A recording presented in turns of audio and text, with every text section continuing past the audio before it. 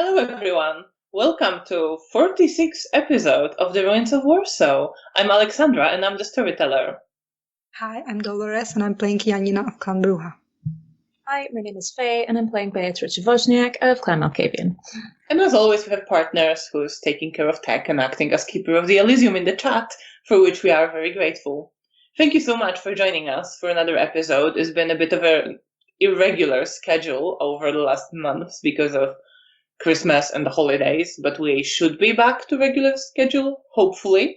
Now, we'll probably have a slightly shorter session tonight since I have a bit of a cough, which will probably be noticeable at some point, and we're not at our finest, but we're going to play for a bit and continue the story, and hopefully you will enjoy it. So thank you so much for joining us. Let's start with recap of what happened last time so that everyone remembers. Bea and Janina woke up in their room at Hotel Bristol and spent part of the night there after discussing what to do about the situation with Bea's mortal husband, who was looking for her, putting up announcements in the radio and newspapers, hoping to find her alive. They intended to speak to the sheriff about the matter, but before that, Bea had a conversation with another Malkavian, Rahela, who sought her advice on approaching the prince about her Tremere friend Eliza, who has been isolated by Edwin Cernowski, Tremere, the oldest one in Warsaw currently, who was recently brought to Hotel Bristol. Rahela also expressed some misgivings and uncertainty about Mikhail Orlov's relationship to her and his offer to take care of her mate to her sire Bruno. And Bea helped the best she could, teaching Rahela about etiquette and how best to speak to older kindred. Meanwhile, Janina went to see her lover, Nastia, but instead of engaging in more fun, they mostly talked, and Nastia revealed that she spoke to Magdalena, another Tremere, who, as Nastia learned, before she became kindred, was studying, trying to become a medical doctor. And Nastia suggested that since Janina wanted to have more time to maybe volunteer at the hospital, maybe she could find Magdalena's or somebody else's help with her research so that Zygmunt and the prince will be satisfied and research will get done, but Janina will also be able to pursue other activities. But so far, Janina didn't get to speak to Magdalena. At the Elysium, she ran into two other Bruja, the Anarchs, Zoya and Isidore, who asked her whether she would be willing to help them kill an Assamite who killed Zoya's child, the hound Elka.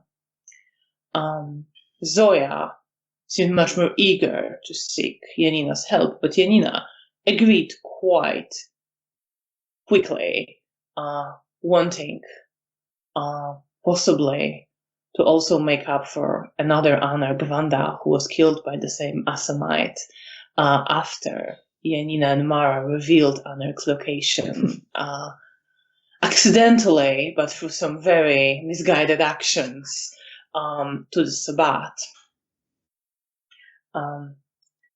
Bea, meanwhile, got to speak to the sheriff, asking his advice and informing him of the situation with her mortal husband.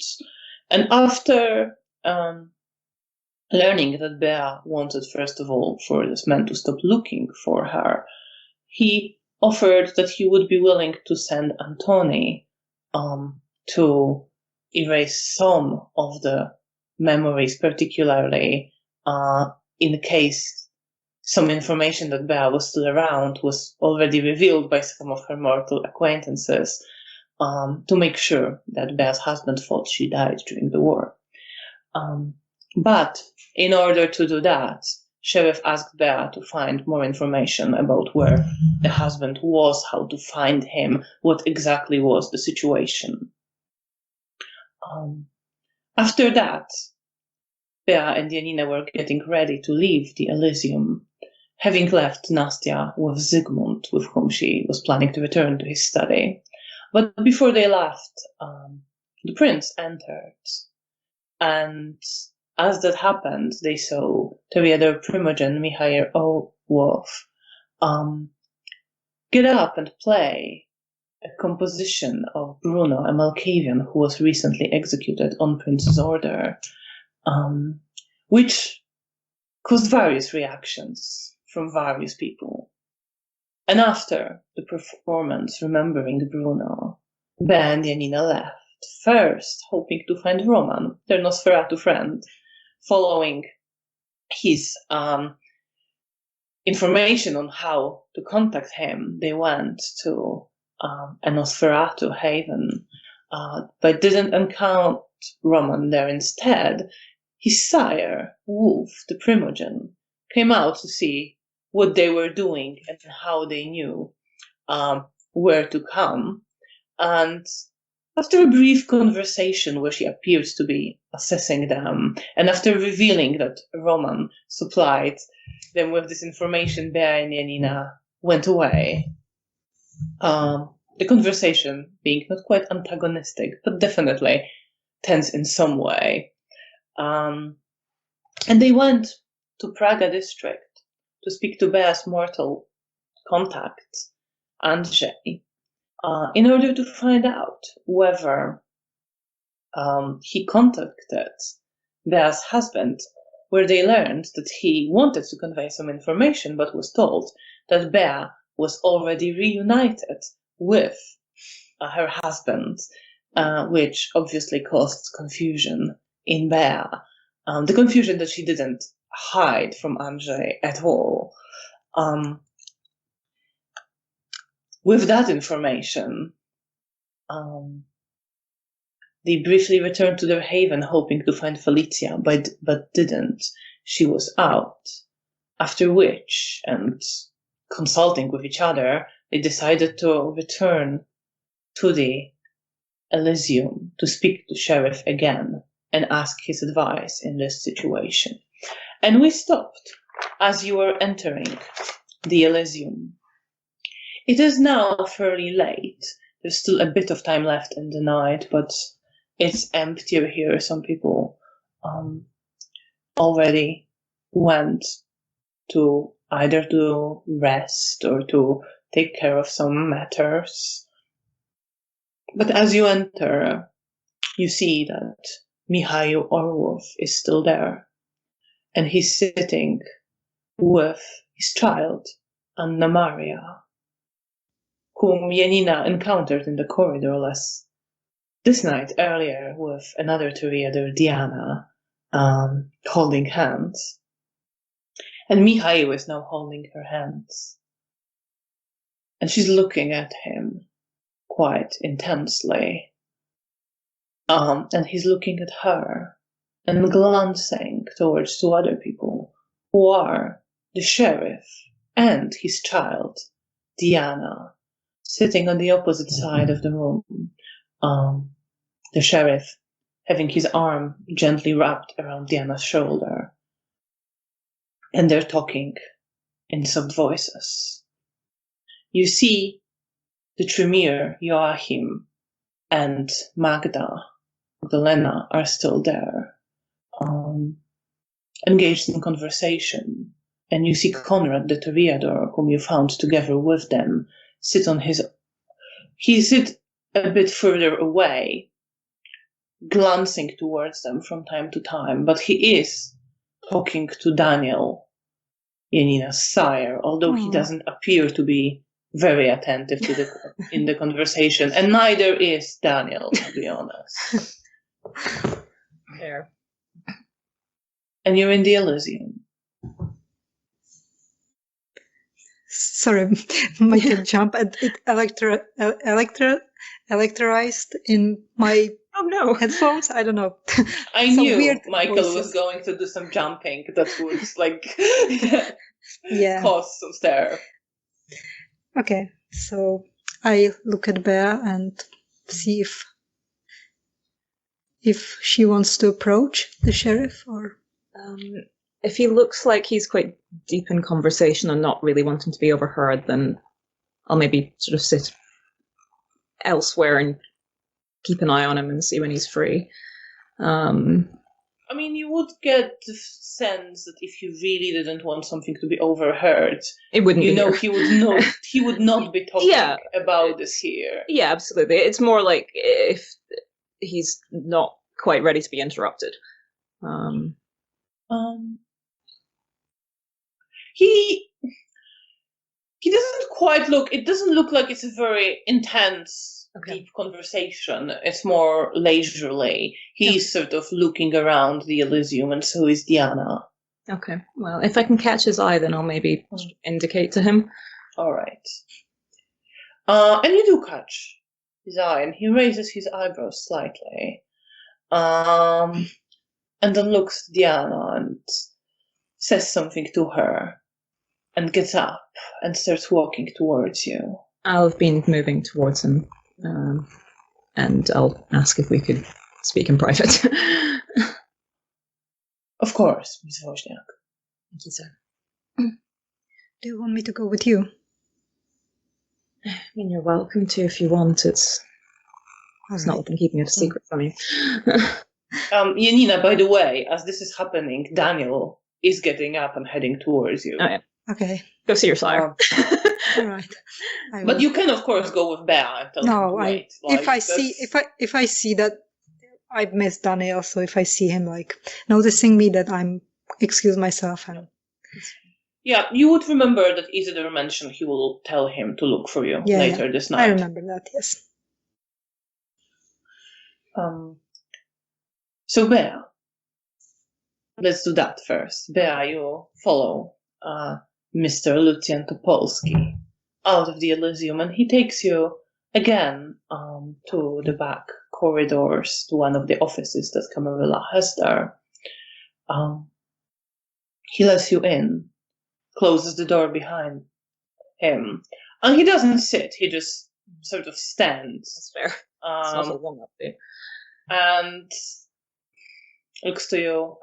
Ms. Wozniak, how can I be of assistance?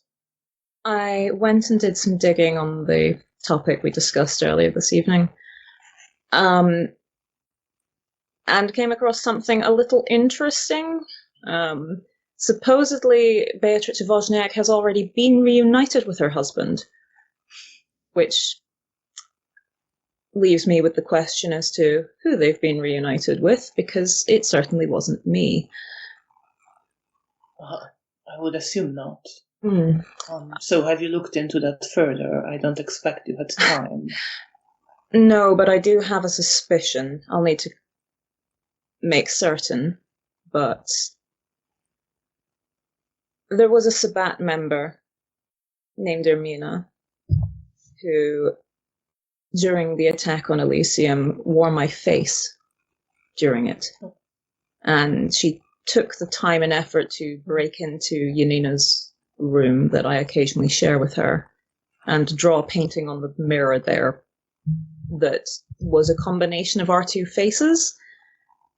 She at least seems obsessive enough that seems like a potential suspect. I understand. I'm not entirely sure what to do from here. I suppose I can try and figure out where this man is if you wish for me to continue digging.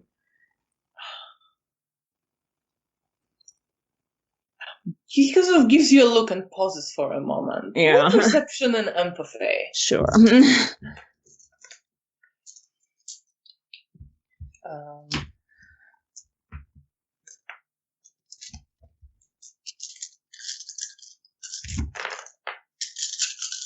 What insight will apply here?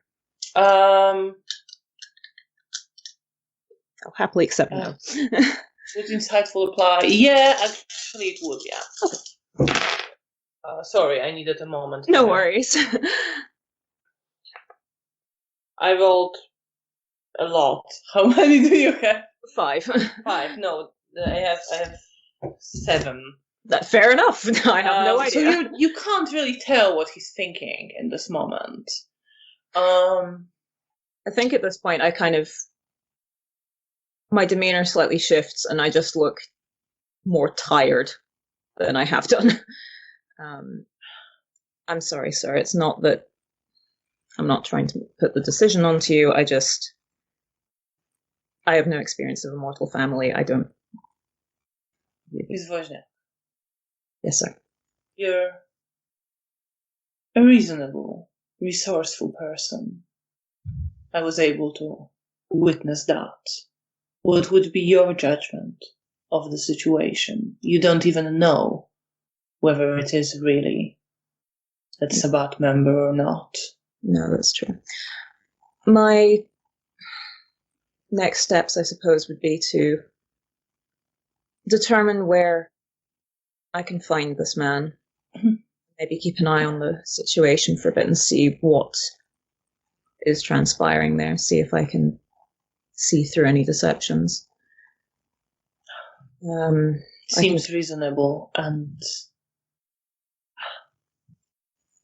you don't have to ask direction on every step. I trust you have the capacity to take initiative on your own. Thank you, sir. Apologies, I'm not meaning to be quite so hesitant on everything. I would rather make sure I'm not. I don't know. Making a mess. Roll your charisma and why not persuasion? Just okay. Roll with difficulty 8 and see how you're coming across. That's fair. Whoops.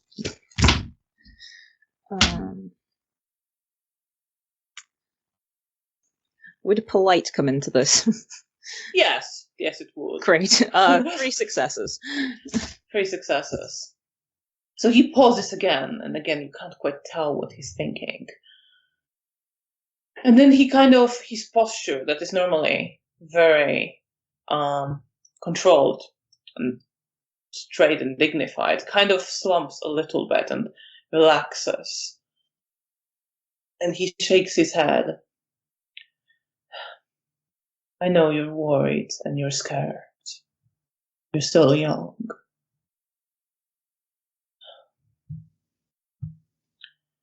Do you care about this man at all, Miss Wozniak? About what happens to him? To me, he is a stranger.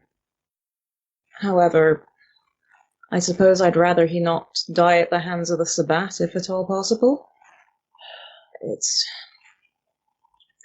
It's not that I actively care for him, it's more that I presume he was important to me in the past, and... Well, if you care, it might be better to resolve the situation yourself, however you deem fit. If you decide he's an acceptable risk, and you see his brows kind of go like nowhere, and he almost winces at this. Tell me what you found out. I will do. Sorry, was that a tell me now, or is that a... No, it's like it's if tell you me decide that he's an acceptable risk, okay. Tell me. Okay, I will do so.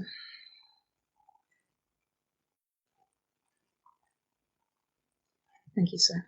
Either way, it seems you need to find out more. Yes, it does. Thank you for your counsel. I appreciate it. Sorry for consistently disrupting your evening. He kind of looks to you, and he looks more tired now as well.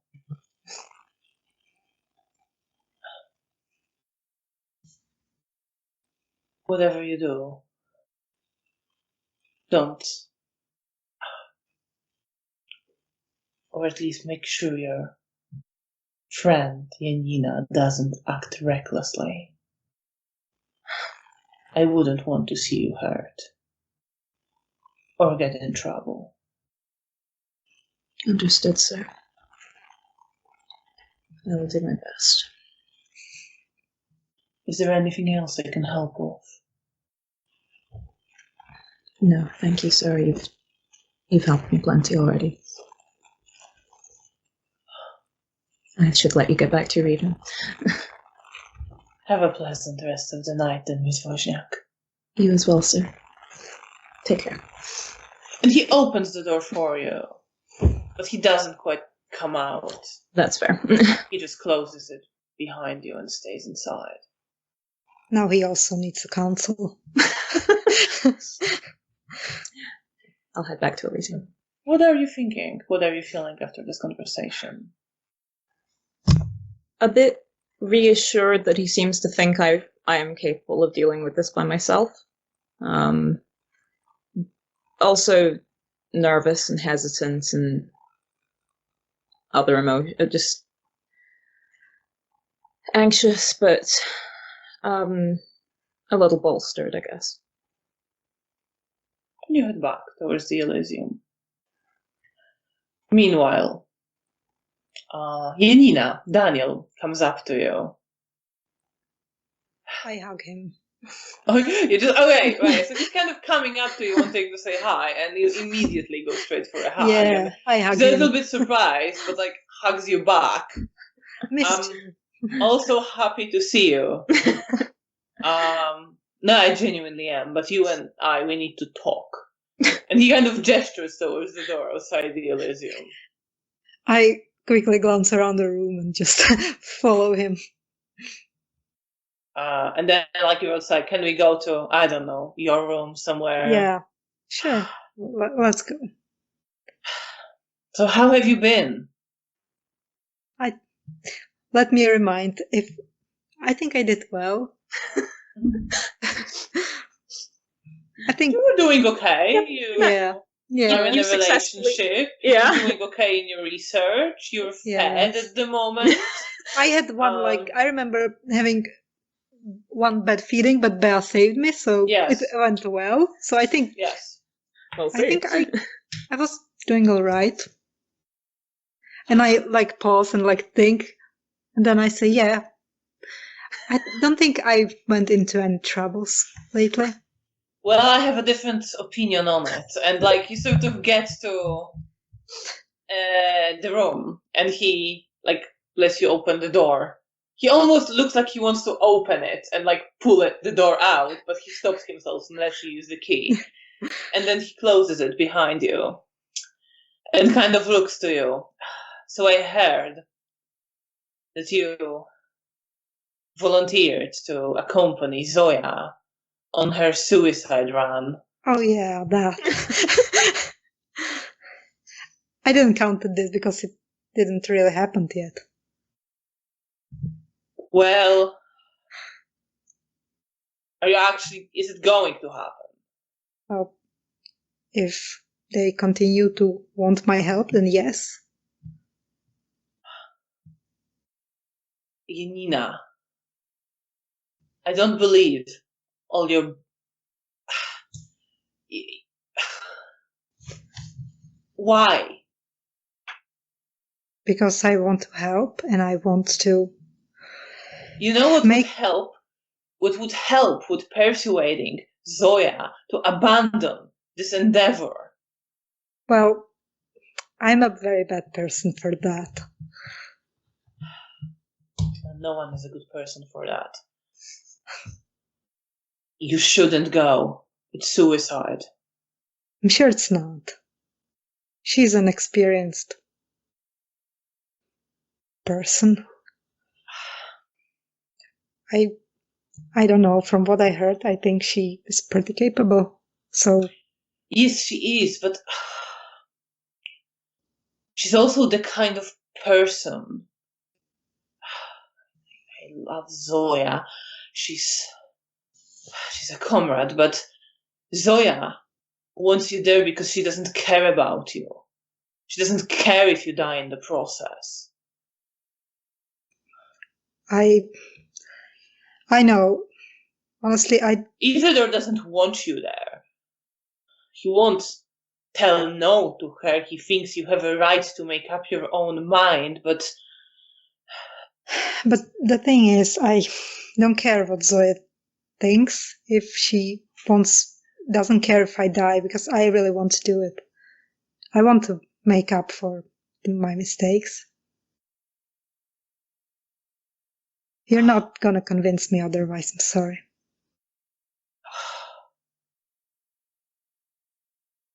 kind of looks a bit deflated at that. Well, I suppose if you go, I'll have to go as well. No, that you don't have to. Well, I don't see it this way. If you're going, I'm going. Someone has to look out for you there. I mean... Look at yourself. Are you... And he kind of comes up to you and almost like grabs your shirt and pulls it up to reveal where you are wounded. And you are still wounded. The marks of claws still there. Look at yourself. You're not even properly healed.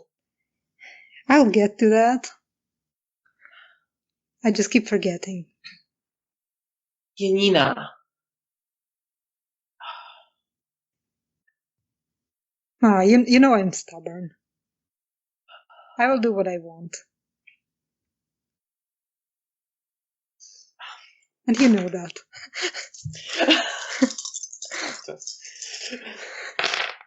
Frenzying Daniel shortly? So you do look at Daniel. Roll your perception and alertness. With difficulty 7. Okay. I have 2 10s. So you do see that as you're saying this, his fingers are getting, like he's clutching his hands more and more, and his pupils begin to dilate. And he's looking at you with this furious expression, and you know he's about to launch at you and lose control. Okay. I'm gonna push him away and go outside. Let's do this. Let's roll initiative.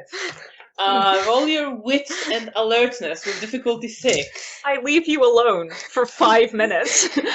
I did not expect that. I did not expect that to happen, but hey, here we go. Okay. Okay, what was the difficulty? Sorry. 6, and if you have 10s, you have specialty for it, so they will. I have 2 9s. Okay, you have 2 successes. He goes first. Okay. Oh Lord, he coming. So, this is the first round. Do you wish to spend blood on celerity to have 2 actions? Oh yeah, I can do that because I have a lot of blood and I think I don't want to destroy. Less about me and more about the room. So you can spend 1 or 2, and that will give you 1 or 2 extra actions. Let's start with 1. Okay. He's going to try to attack you. Roll your dex and athletics, and you actually can't add your celerity because you're using it for the other thing. So your dex and athletics, and I'm gonna roll for him. Okay. Well, it's not a great roll. Okay. What is the difficulty? 6. I have 1 success. Oh, he has 3. So he's gonna hit you. He's gonna add to those wounds. He will in a moment. Roll your stamina. And your 10s will also count as 2. Okay. Do I have a penalty on stamina? No. Okay. I have 10, 6, 2, and 3.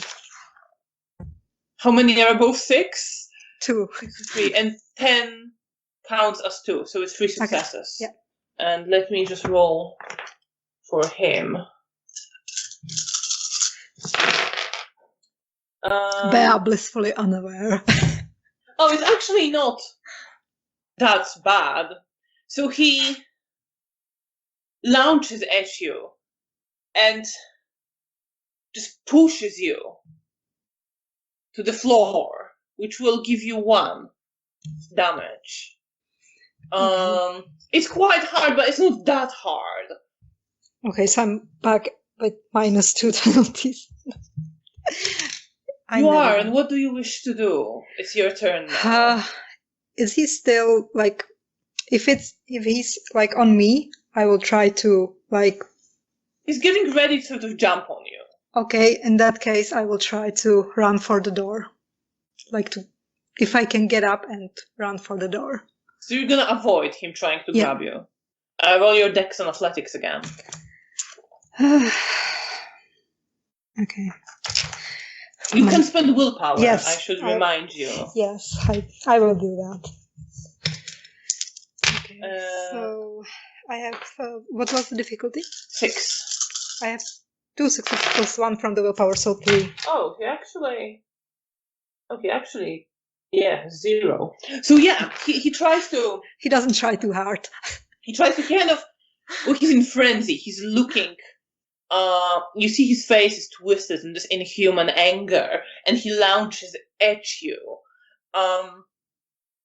But he managed to roll from under him and get up and start heading for the door. Yes. Do you wish to go out the room? Yes, I want to go out of the room and hold the door behind me.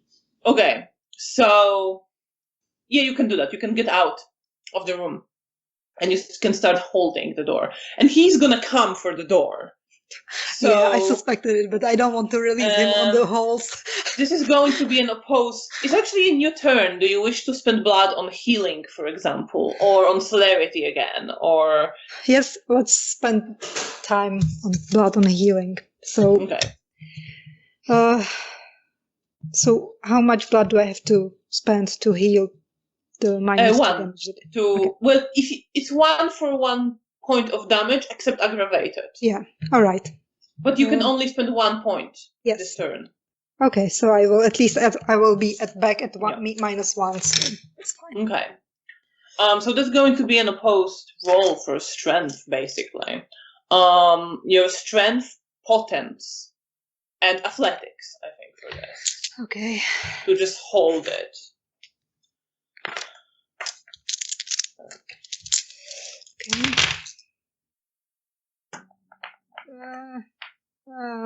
I think I will lose this. Oh no! I have. What's the difficulty? 6. Okay, then I have 3 successes. You actually don't lose it. You actually manage to hold it. Okay. He's like banging against the door, trying to push it open, and you hear the wood start cracking a bit. Auto management won't be happy. And but you're holding the door. Let me just see one more thing. Okay. And after a moment of that, you feel him stop. Okay, I will. And you hear someone just sort of move away. Okay, I will still hold the door and I will call out. Are you calm? Yes, I'm freaking calm. Then I will open the door and come back inside. Alright. Meanwhile, Bea. You come back into the Elysium. You don't see Janina there. Grand. Just unaware. How much time is left? Not huge amount. Maybe an hour. Around an hour, maybe. You're beginning to feel the dawn is coming. There's still a bit of time, but yeah. was wondering if I could drop by past Antonio's room, but would there be time for that? You could. He might be, getting ready to That's fair. lay down, but I'll he not. might I'll, not be, and you can stop by for a moment. Anton in his PJs. Since it is quite so late, I'll leave it be. So I guess I'll just start heading back to the rooms because I don't have any idea where else to go.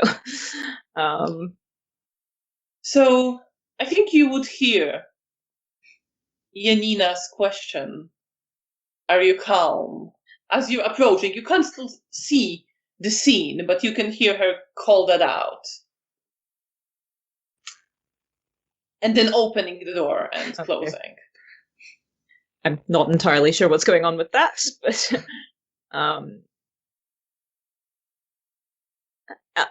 as I approach, do I see that the door is cracked at all? Roll your perception and alertness, difficulty 6. Bruja can have nice things. I have 2 successes. So the door isn't quite cracked, but you do notice as you are about to, if you come up to the door, that near the frame, near the lock, there is some damage. It was kind of being a bit open and shut very, very strongly. Okay. I'll maybe heighten my hearing just for a moment to hear whether it sounds like an intense conversation. And if it is, then I'll maybe leave them be. Meanwhile, Janina, you enter the room. Okay, yeah, I'm kind of looking. And you see Daniel is sort of just sitting on the floor, kind of slumped. I'm gonna sit next to him, and I just hug him over the shoulders. I'm sorry. I guess you lost patience with me. You think I don't want that bitch to die? I do. I cared for Elka. I cared for Vanda. I actually knew them. But having more people care about die in the process is not the way. I know, but I want to at least try. I believe we can do it. You have to. You might be the only one. Well, I'm gonna come with you then. That's gonna be interesting conversation with Isidore. I'm sorry.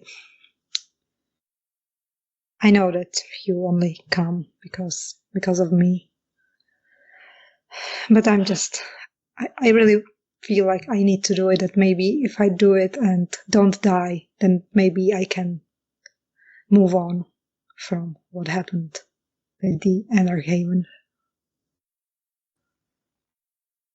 I don't know. But you're hearing all this, so if you want to enter or something at any point, let me know. Daniel continues. I think at this point I will knock, because this... Okay. So as he says yeah, and is about to say more, there's a knocking on the door. And he kind of stops and doesn't say what he was going to say. Sorry. Who is it? It's me. I will exchange glances with Daniel, and if he nods, then I will. He kind of shrugs and then nods. Come in. I open the door. I'm sorry to interrupt. It's all right. You live here.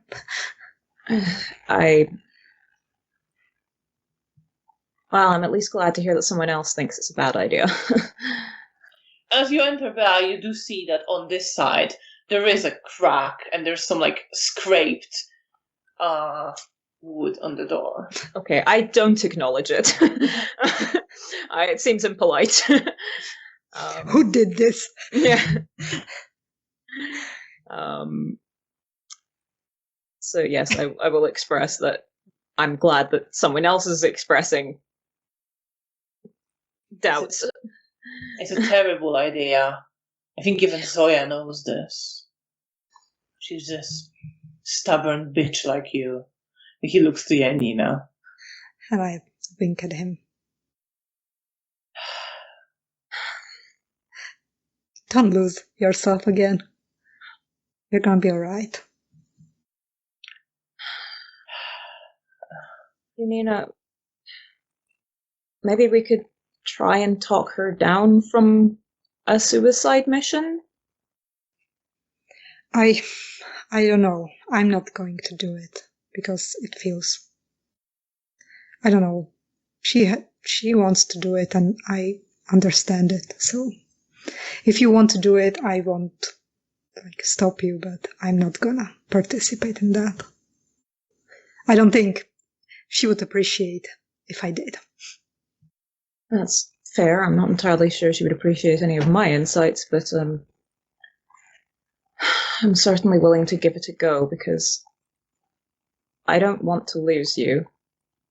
And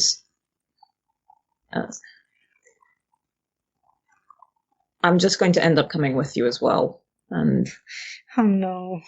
Dan is shaking his head. I'm like, because I can't lose you. So anyone else we're bringing on this joyous escapade? Let me, but I want to try and talk Zoya down first. Right. I don't imagine she's going to be open to listening to me, but you never know. The worst she can say is no. Oh, that's true. Or punch me, I guess, but... Be my guest. Well, try. If she punches you, then I'm not going. Well, okay, let's see if I can get Zoya to punch me. Should be easy enough. Yeah.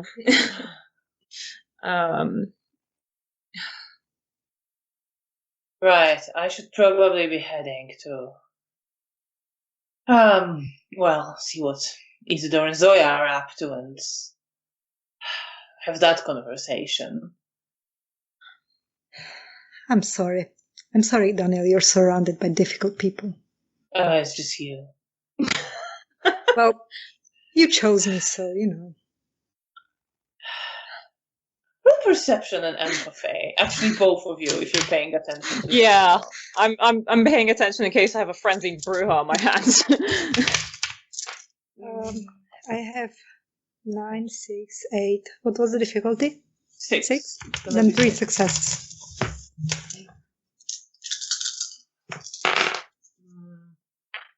I'm gonna have insightful applies here. Yeah. Okay, then... Oh, hidden pain, actually. Oh, great. Then 5 successes. So, Janina, you don't see much. He just looks kind of tired as he's getting ready to leave. And when you say that, he just looks as exasperated as ever. But you do see there this unease and guilt in him. And some kind of self-disgust.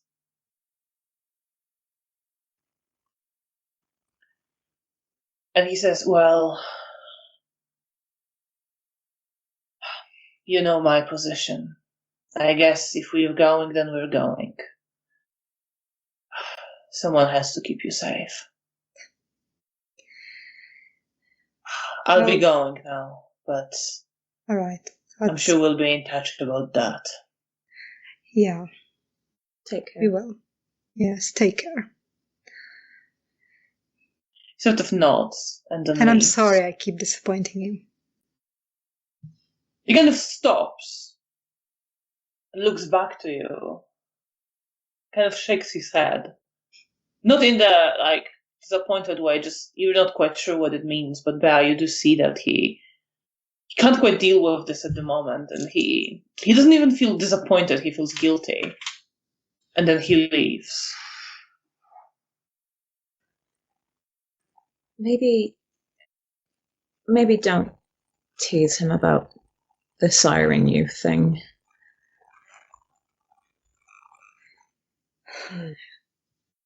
He seems to feel really bad about that. I'm sorry, I guess I deal with stuff by joking about it. I know, I think. Sometimes it's not always the most tactful thing to do. Oh, yeah, well, I'm not the most tactful person, as you can see and know from the past.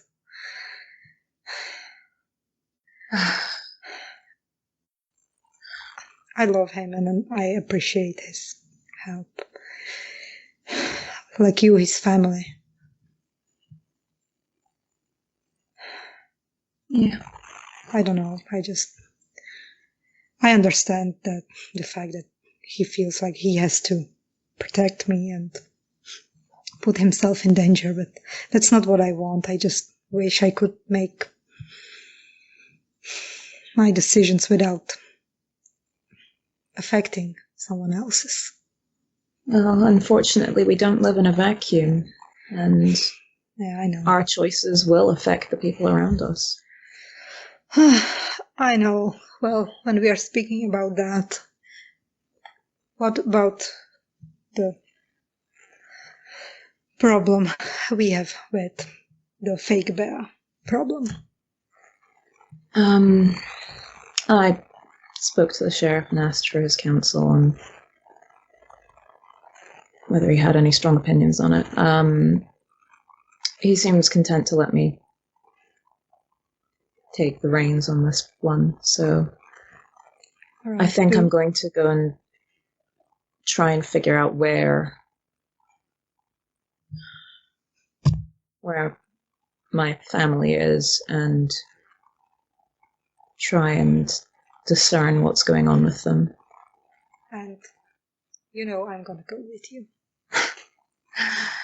I will point out I was intending to be invisible during that period, but All right, but I still tagging along. I appreciate it.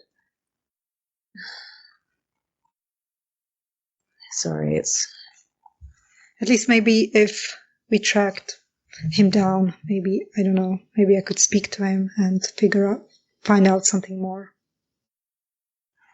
well, we find out whoever's pretending to be me. Yeah, I really wish it's someone else who's doing it just to take the heat out of you, but I somehow doubt that. yeah, it would be wishful thinking. Yeah, that would feel far too fortunate for us. Yeah. Anyway, it's getting on. We should. Yeah. I'm sorry Danielle damaged our door a bit. I'm used to you. Yeah. It's fine. Yeah. I mean, it's just a few scratches, so hopefully it's gonna be alright. Let's get ready for another night. Indeed. You are beginning to feel tired at this point. It is time to start getting ready for bed. Is there anything else you wish to do or talk about before you fall asleep? I don't think so. Yeah, I think I will enjoy. In this case, I assume Janina, you just lay on your bed Yes. without bothering to change. Yes, exactly. And Bea gets ready for bed. Full routine. I will probably watch Bea And after doing her routine from the bed. And what do you think about that as you're watching? Is it just something that Bea does and you don't think about it too deeply? I think I normally don't think about it much because I just don't pay attention to it. But now when I'm watching her, and I just wonder why she bothers. But Bea bothers, and then she gets ready. And you both fall asleep as the sun rises. Since it is now and it's going to be a new night, you can both regain a point of willpower. And you can lose your blood for the night. I don't like this. I was at 10 and now I'm at 6. Because I made Daniel frenzy. Yes, that happened. You did that. Are we going to learn anything from this situation? Probably not. And Bea, you can roll for your nightmares. Oh shoot, I forgot about I'm crossing my fingers. I don't know if I Mhm. can deal with frenzied Daniel and nightmarish Bea. that. I've got 110, so Yay! That's all right. You're I'm- fine. You're sleeping I'm okay. So, as the sun sets again, and darkness and night falls over the ruined city, Janina, you wake up, as always, well, at least recently, when the last fragments of lighter sky are still visible. The light is almost completely gone, but not quite. It's safe now. There's just this faint aura in the sky as you open your eyes and your body stirs. I will first probably look at Bea. And if I see that she's like not having a nightmare, then I just continue to lay on my back because, I don't know, just thinking and looking around the room. And if I notice the door, I just think about what Bea said and I feel really bad. And I want to talk to Daniel and apologize for not always being, I don't know, serious. And you lie there, bare eyes, sleeping peacefully. You would, as a reminder, remember that on the to-do list there is also going back to your lab to extract the remaining The work blood. to-do list. Yes. Your favorite. Because the bodies won't last much longer. You could do it tonight or the next night, but it should be done soon. Yeah. And also your goal to be the woman you rescued from I really Tzimisce. should write my to-do You list. gave her your vitae once, but you know that Bea would assume you're going to do it 2 more times and take responsibility for this woman. Yes. Wait a You know minute, where she is. She's at the I'm just hospital. You don't writing think my she's to-do going list. to be. You don't think she's going to be discharged from a hospital like any day. She was quite severely injured, but you know this is something you should. Is the hospital, probably. I don't remember, is the hospital somewhere around the other hospital or it's like very far away? So if No, it's the, I'm not sure what you mean by other hospital, but it's the one where I have work. Oh, no, it's a different one. Okay. I know, So but it's, is it like far away from each other? About 40 minutes walk. Okay, that's not too bad. Something maybe up to an hour, something like that. It might be closer to an hour. All right. But they're both on this side of the river. Yeah. Okay, so because I think I might like do both at the like same night, so I could manage. And you remember that, and you're just lying thinking about needing to apologize to Daniel. And eventually, Bea stirs as well, opening her eyes. When I see her move, I just like watch her. A little bit earlier than has been previously. Good evening. Good evening. Did you sleep well? Yes, I think so. And yourself? Yeah. Good. I think I usually sleep. I don't know. I don't remember having much nightmares, so I don't know. It's for the best, really. Yeah, I think so. So, do you have any plans for tonight? That is an excellent question.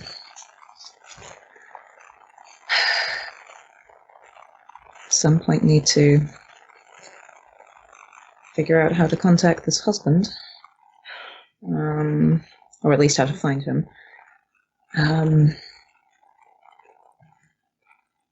Do you have any idea where we should start? I'm not sure. I could maybe try the helpline again.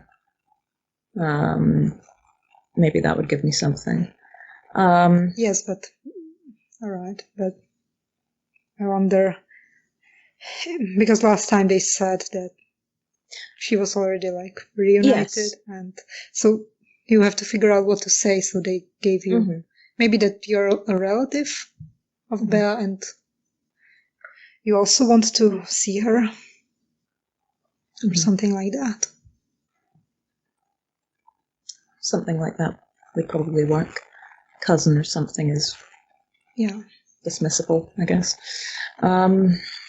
Lost twin. Wow. I guess other than that, I've not really got much in the way of plans. All right. What about yourself? Well, I want to accompany you, and I also want to go to the hospital to finish some work that I have for Zygmunt. And I also want to, if I manage to, stop by and visit Hannah, the person that we saved from the Sabbat, my new ghoul. Oh, yes. I've had something about that noted down. Right. That makes sense. Because it's not too far away, so I think I can do both things at the span of a few hours. Okay. And still have time to help you. Fair enough. Well, I think I'm just going to be making phone calls for now. All right. I don't think you need help with that. No, you would know. You last time at Hotel Bristol used the phone at the reception. I saw Ba use the phone. It was painfully slow, but it did happen. Yeah. Janina would remember that you can use the phone there. I suppose. Will you need help with seeing Hannah, or I don't imagine you'll need my help for your research. I don't think I need help for any of these things. Maybe just with feeding, as a precaution, because yesterday my unintentional fight with Daniel just left me a bit hungry. So. Are you both all right? Yeah, it's fine. It was just, you know me. I'm sometimes difficult to handle, and I guess he reached his boiling point with me yesterday. I don't blame him. To be fair, your lineage does have a slightly lower boiling point than others. Yeah, I know, but I was wondering when it's gonna happen. And I feel bad. I really want to apologize to him later when I see him.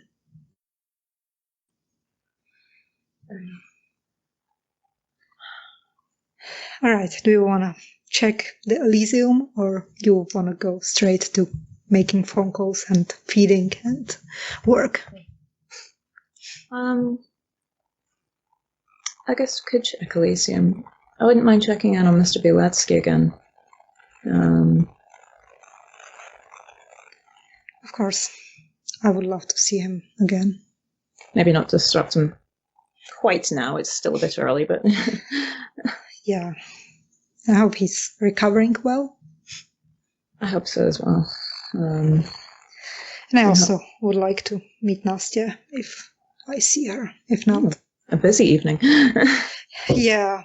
I remember that Nastya was planning to go to Zygmunt's place, but she'll probably be back tonight or night after. Yeah, it's not an emergency. It's just if I see her, of course I would like to see her. And with her. I'm glad that you two are happy. Yeah, she's a great woman. I love her. I'm glad. Well.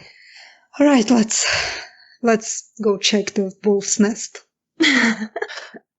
So you head to the Elysium. Mm-hmm. All right. So you're heading there. And as you enter, it's still a bit early. You see that Mihail isn't there at the moment. Stefania is there, sitting in the place he normally occupies. And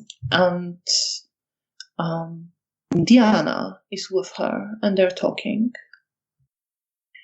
You see Cornelia is there, and she's talking to Jagoda, the hound. You also see Magdalena and Konrad sitting in a corner, talking in very quiet voices, holding hands. It's pretty empty. That's fair.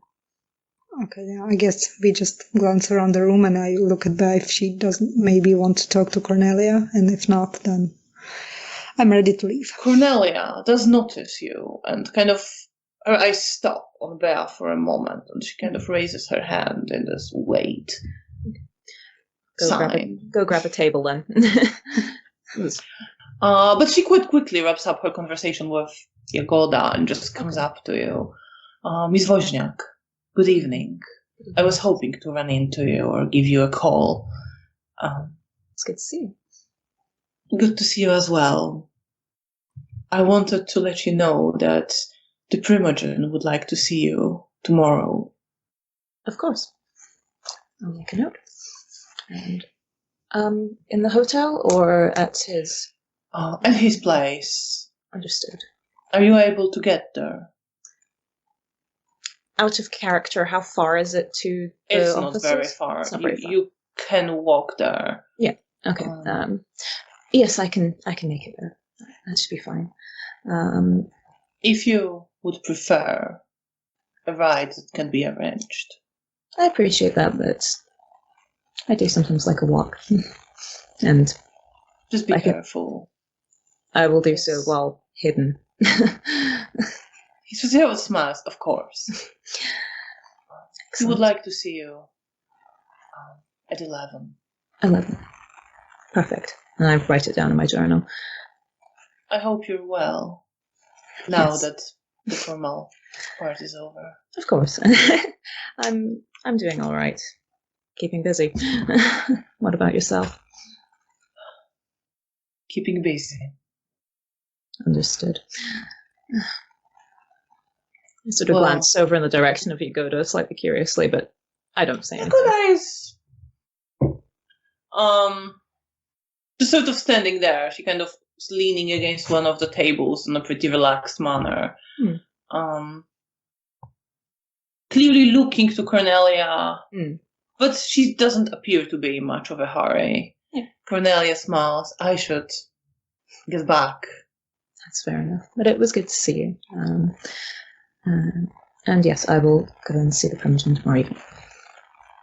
Thank you for letting me know. You're very welcome. Have a pleasant night. You too, and take care. Glance to Janina. I probably, as soon as I saw that Cornelia wanted to talk to Bea, I probably went outside of the Elysium, like waited before the door. Because you would have seen this Bea that Janina is going outside. Janina retreated to safety. Yeah. Away from the politics. Okay. I will glance back at the door in amusement and then head in the direction. My stray brouhaha. And you meet in the corridor. Too much politics for your taste? Oh no, I just didn't want to intrude on you and Cornelia, and there wasn't anyone I wouldn't want to talk right now, so I thought I'm just gonna safely retreat. Fair enough. Well, is everything all right? Yes. The Primogen wishes to see me tomorrow evening, so that's my scheduling. I guess we both have work, just different. Indeed. Look at us, professional women. Yes. Kindred woman in their businesswoman. And where are you heading, businesswoman? I guess feed is the first thing. Or the call. That's up to you. The call. Yeah, I forgot about You will that be passing the already. reception on the way out, but you can, exactly. Yeah. if you prefer to feed first, it's up to you. Or if maybe Bea wants to call from our haven. I don't think I need to make the trek all the way over there. Okay. Um, I thought that maybe like to reunite with Felicia also, but that's fine. Maybe, but I'm also needing to stay here overnight. Well, it's easier to get anyway. Logistics. So yes, I guess just make the call and ask if I can use the reception phone. It will be no issue. Mariusz will lead you to a room behind the reception and leave you there, close the door, and let you use the phone. Okay. And are you calling the newspaper? I'm calling the number that I had for the missing persons office. Oh, from the radio. Yeah. Yes. You had two numbers. You had one that was. I'll maybe try the newspaper first then. Because the office wasn't quite the missing persons office as such. It was the part of the newspaper that dealt with that. Okay. That was whom you called last night. I'll call them again. To confirm that Miss Woźniak has indeed been reunited with her husband. Yeah. But you also, deep in your journal, would have a number you wrote down when you first heard the announcement. But I'm not sure if Bea would even find that now. Yeah, I might be a bit lost. Although, to be fair, I've probably been compiling stuff recently. I might have put pages out. So that would be for the radio, where there was also the announcement. I'm just going to roll a dice and see whether I got high or low, to see whether I've got that information or not. Yeah, and before Bea calls... No, I don't. Okay. Before Bea calls, I'm just going to say to her, remember, you're the cousin. Thank you. Okay. So I guess I'm just calling the radio again. The newspaper. Sorry. Sorry, no. So you hear the voice as the Warsaw Life's office, the missing persons announcements. Just as an aside, I think I will have slightly increased the pitch of my voice just so it sounds. That's absolutely fair. You're not even sure. I mean, you don't remember. You're not sure if it's the same person on the phone or not. I don't know. Anyway, it's a relatively easy thing to do. So yeah. Janina just chuckles hearing Bea's new voice. What do you say? Good evening. I was just looking to inquire. I saw that there were. Sorry, out of character. This was for the newspaper or the radio? Newspaper. I'm really sorry. I'm really tired. I'm sorry I confused you. But it's easy. Yeah. I'm very easily confused. I saw in the newspaper that there was an article looking out for Beatrice Wozniak and on behalf of her husband. I got separated from them during the war. I was wondering whether any information had been found on them. Let me have a look. Thank you. Who do you see where? What's your name? I will give a typical Polish woman's first name. That's fine. You, Wozniak, and say that I am Miss Wozniak's cousin. Mrs. Wozniak's cousin. All right. So,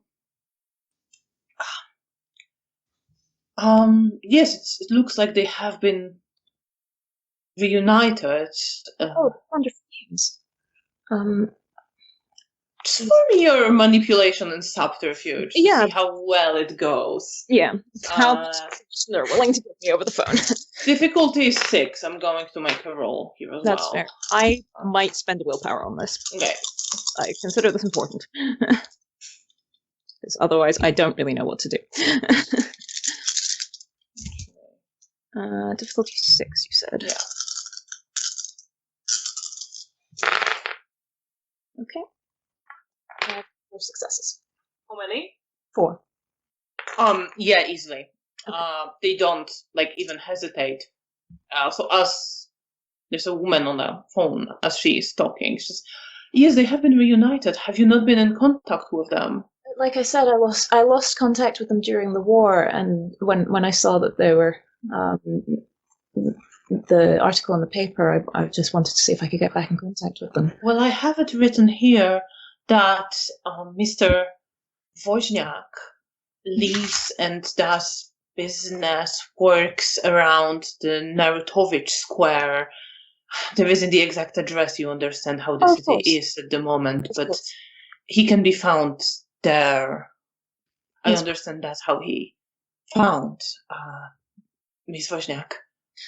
That's perfect. Thank you so much for all your help. Well, I'm glad to help. I'm glad to be able to put you back in touch. I'm sure they'll be very pleased to find you. I hope it's always nice when one of the stories leads to something good, Absolutely, yes. There's not enough good news. No, definitely not in this department. I'm sorry. And it's like, oh, excuse me, Of course. I hope you have didn't mean to burden you. I'm glad your story has a happy ending. Thank you. And I hope your evening goes pleasantly. Thank you. Take care. And I'll hang up. Yeah. I'll turn to Janina. Well, I have a location to take a look as to where he does business anyway. Do I recognize the address? Like where is it located? Roll your, I'm gonna just use streetwise a bit differently for the whole layout of the city, I think. Yep. So roll your wits and streetwise with difficulty 6. Okay.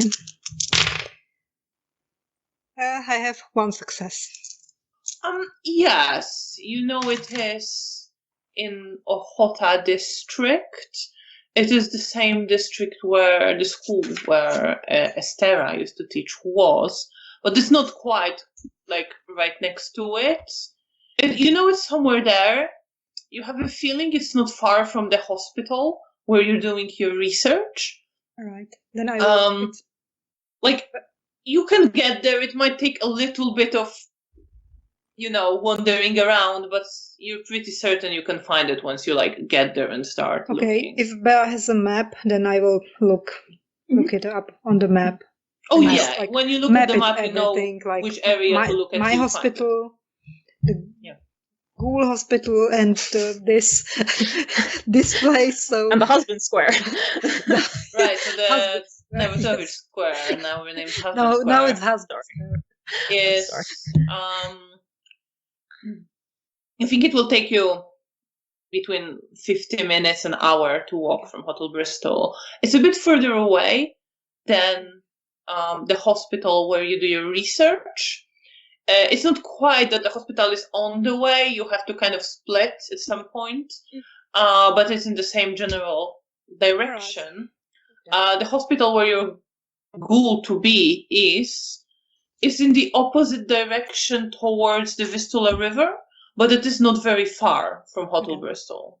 Well, in which case, shall I accompany you on feeding and maybe to your ghoul's hospital, and then we could head and split, and you can go and do your research and I can go and do some digging. All right, if you want to go alone, then I'll be obfuscated. I know. I don't need him to see me. Okay. But I'll take care to be hidden. All right, let's do it like that. If there will be change of plans, we can do it on the way. Indeed. So you're heading towards the hospital where Hannah is. Yes. And you want to feed on the way. Yes. So if you're just looking for a random person on the street, roll your alertness and wits with difficulty 7. Okay. Are you both looking to feed? Yes. Okay. Yes. I have 2 successes. I also have 2 successes. All right. In which case, you do see. After a while, you're walking towards the hospital. You're taking a more scenic route through the ruins, hoping to find a darker corner where some people are.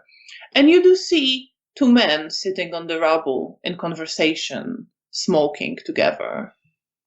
They're on their own. There's some shovels just put in some rubble next to them. There is some half-eaten sandwich lying near one of them, and he occasionally picks it up to take a bite. All right. So I will, like, when we are still like quite far away from them, so I will turn to Bea and tell her the plan.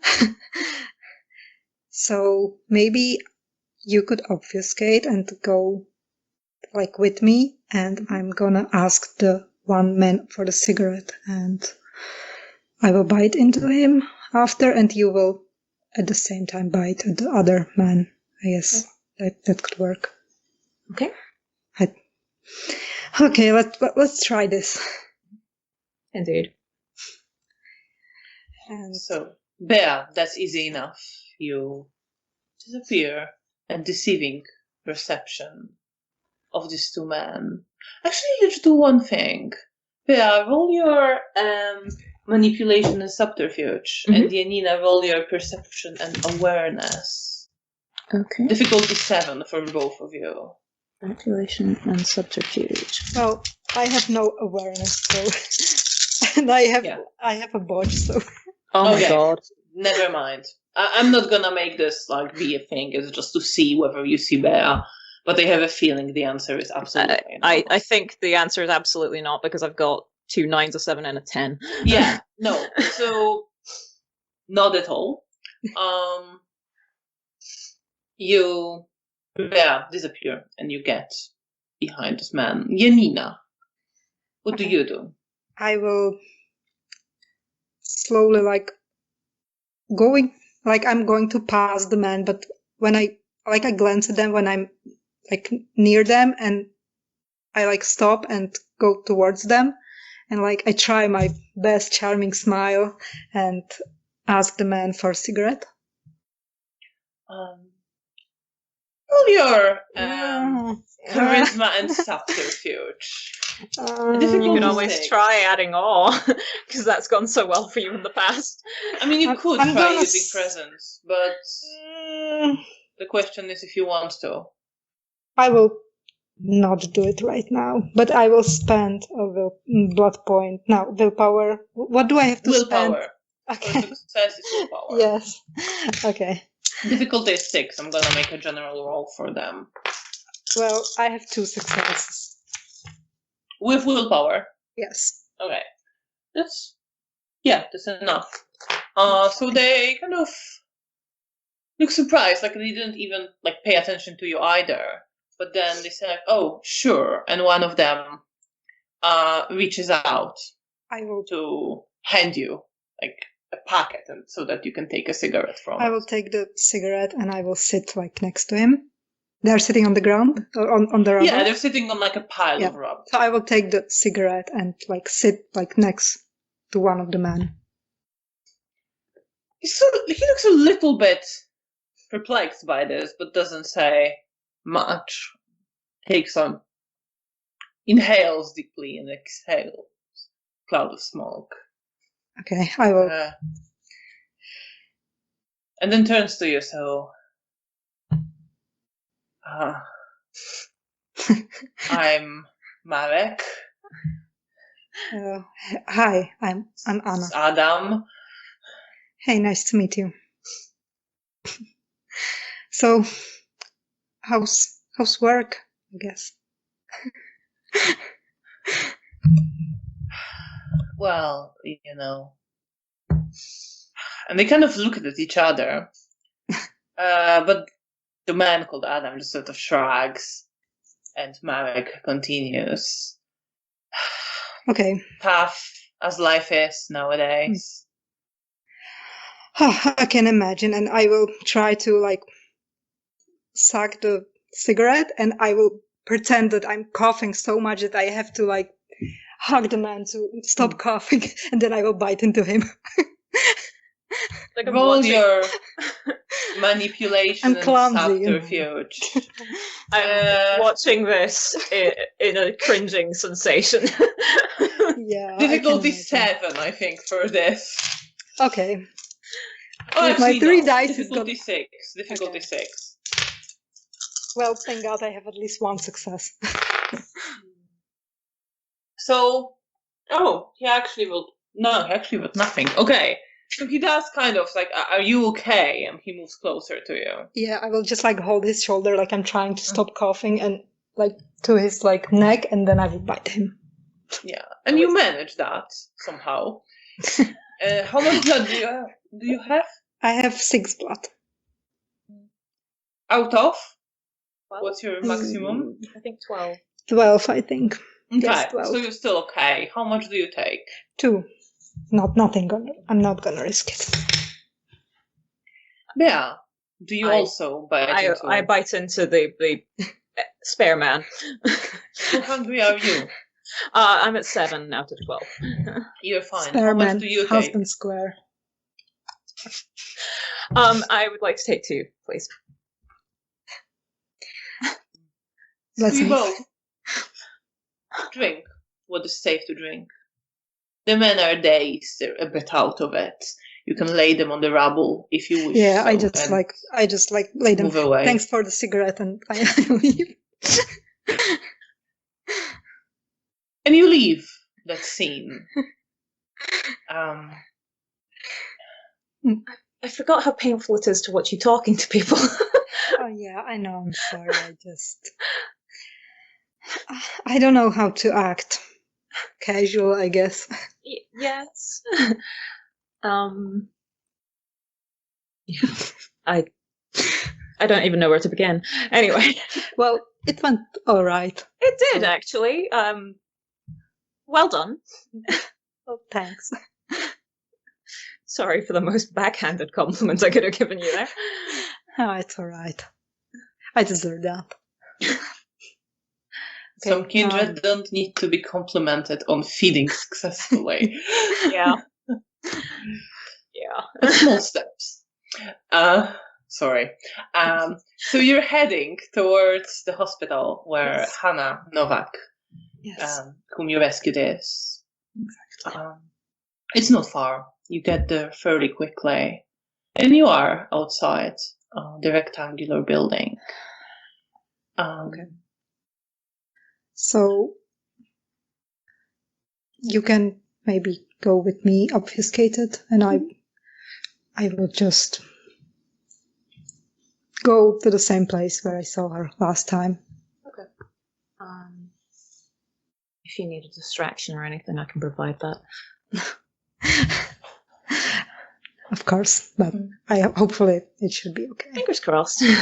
I think Janina, last time you showed your medical student ID that you got from Mr. Potocki, Zygmunt. Really? Because to get in. I think so. Yeah, I think you did actually. Yeah, because I thought You talked your way in as a friend and then showed that you were a medical student, and that was why you were late. Okay, right. Yeah. Well, look at you remembering things that I don't. I only remembered it because Alex mentioned it. Yeah, because I remember like talking my way and saying that I'm like friend, but I completely forget about the medical. But you had a cover story that you believe. Of course, in that case, I'm just gonna go inside and try my luck again. Maybe like, well, I guess it's the same late time as last time. So. Okay. So it's going to be the same person there who's actually going to recognize you and kind of just nod to you, and as you're coming up to her, just wave you inside. And clearly, like she's reading a newspaper and doesn't really want to talk to you. I just like say thanks. She doesn't and leave. respond. Yeah. And you had pleasant woman. She has no time for this. And you're heading to the ward where Hannah Novak is. Yes. And I think before you enter is a good time to take a short break. So we will be back in about 15 minutes. Thank you all so much for staying with us. Sorry for my coughing, but we will be back after the break for a little bit more vampire. And yeah, see you in 15 minutes. Thank you. Thanks.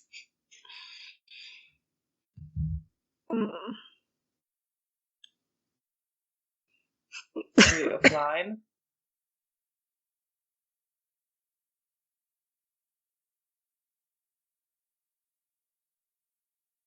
And welcome back Thank you so much for staying with us to continue the story of Bea and Janina. And let's jump right back in. As Janina, you were entering the hospital room where Hanna Novak is your goal to be. Good to be, I love it. Yes. And as you enter, and Bea is following, hidden from the perception of mortals, you see there's several beds in the room. Some women are sleeping. There's one sitting and kind of looking out the window.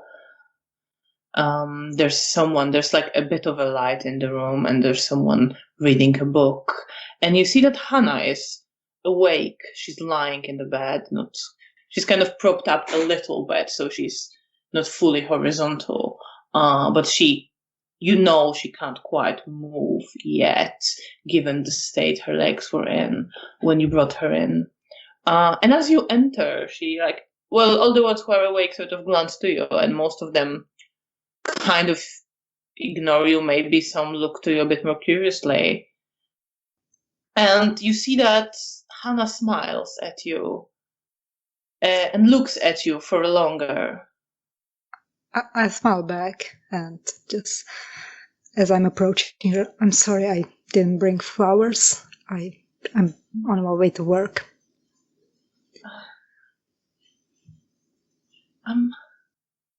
I'm sorry.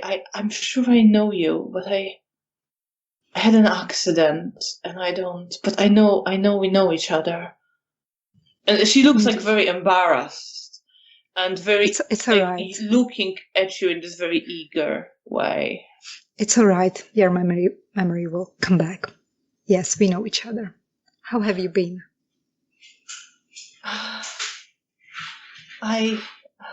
How's your leg? Or both legs? I don't remember. Sorry. Don't really know what they're doing. They say it's. I overheard they say it's healing surprisingly well, but that's good. They're doing a good job. I'm not able to. They say they thought I would not be able to walk, but now they think I might. That's awesome news. I'm so happy to hear that. Yeah, I'm sorry. How do we know each other?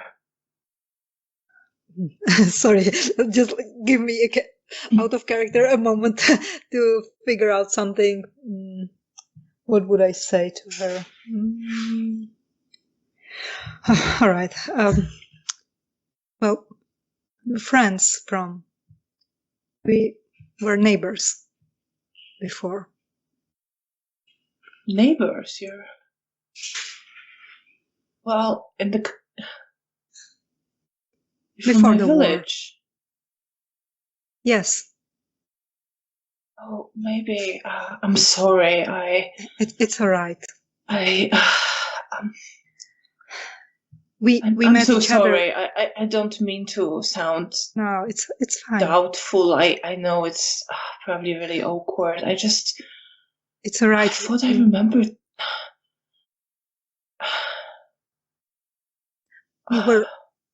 We were together when you went into the accident.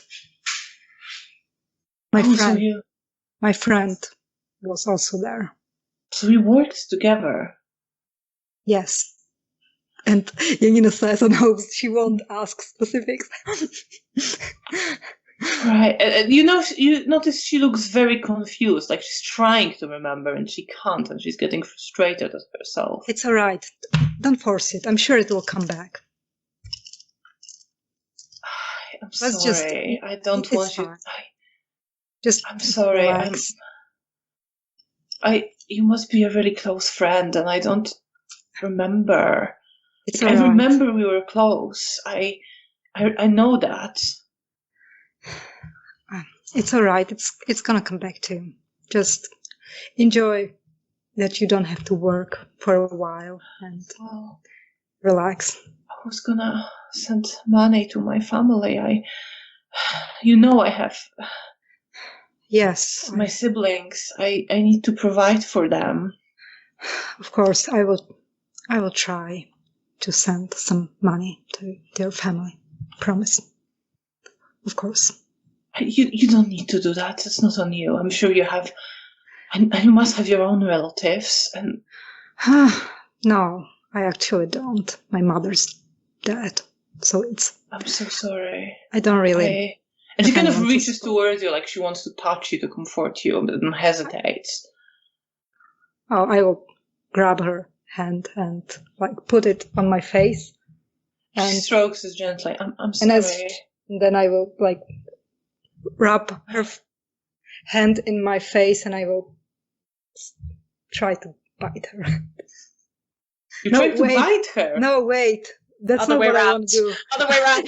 Yes, I'm sorry. My brain is completely mashed. That's fine. That's not what I want to do. That's not what I wanted to do. Okay. Well, she's trying to comfort you. Yeah, that's fine. I'm backtracking. I'm sorry. Sit next to her on the bed. Yeah. Okay. I will just sit next to her and I will stroke her hair and just like ask her about like the food at the hospital and just like general. Oh, it's horrible, but isn't it horrible everywhere right now? Except, where I worked. The Soviets, they had all sorts of stuff. Yeah, they know how to live. I promise you're gonna eat better food again once you're out of the hospital and you're gonna walk. She's again trying to remember.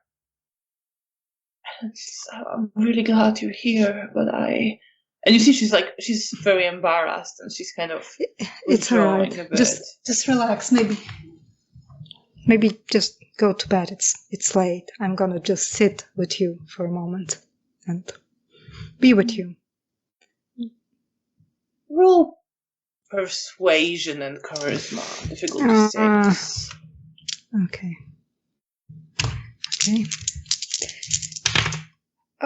I roll pretty well. I have 1 9 and 2 8s.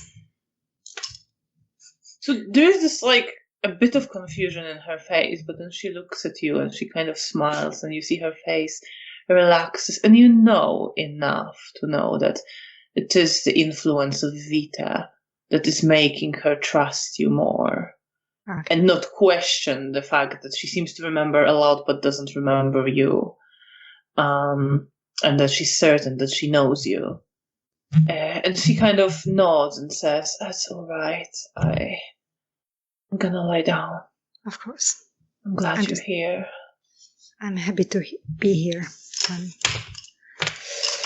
I'm just gonna stay here for a while and you get rest. And I wait for her to fall asleep or just to be, she doesn't have to sleep, but to be in the state of falling asleep when I'm gonna try to cut my wrist and drip a few blood. All right. Into so you see her that mouth. At first she's kind of drifting away, and then her eyes are darting back to you. I will just stroke. You're still there, and when she looks at you, her face relaxes, and there's more comfort in it. And eventually she dozes off a bit more. And you can do that. And just roll your dex and stealth, and you can add your celerity just to see whether anyone else in the room notices anything. I hope not. You can always spend the power. Oh, too late for that. I have, what was the difficulty? 6. Okay, now I have 7 and 8, so 2 successes. So, you think you've done it stealthily, and Bea, I'm assuming, are observing. I'm keeping an eye around the room, mostly. Roll your perception and alertness. Okay. Yeah. If I need to, I'm willing to... Wait, no, that's not awareness. That's alertness. That's quite a different role. Yes. Sorry. Oh, well. Okay, that is literally all successes. 5 successes. Right, so you do see that as this conversation is going on, the woman who is reading a book is sort of glancing towards Janina and Hanna. And she seems a little bit interested, maybe a little bit perplexed by this. But you also notice that as Hanna is falling asleep, she kind of occasionally glances to Janina, but she isn't looking when Janina gives vitae to Hanna. And you're certain nobody saw it. Okay. I kind of do a once over around the room. I'm kind of almost like not quite pacing, but sort of looking around the room very closely until I hear Janina moving away. Yeah. Once I'm done, I will kiss her on the forehead and stroke her hair and just see. I'm gonna visit you again soon. And I will leave. She moves a bit in her sleep, but she doesn't wake up.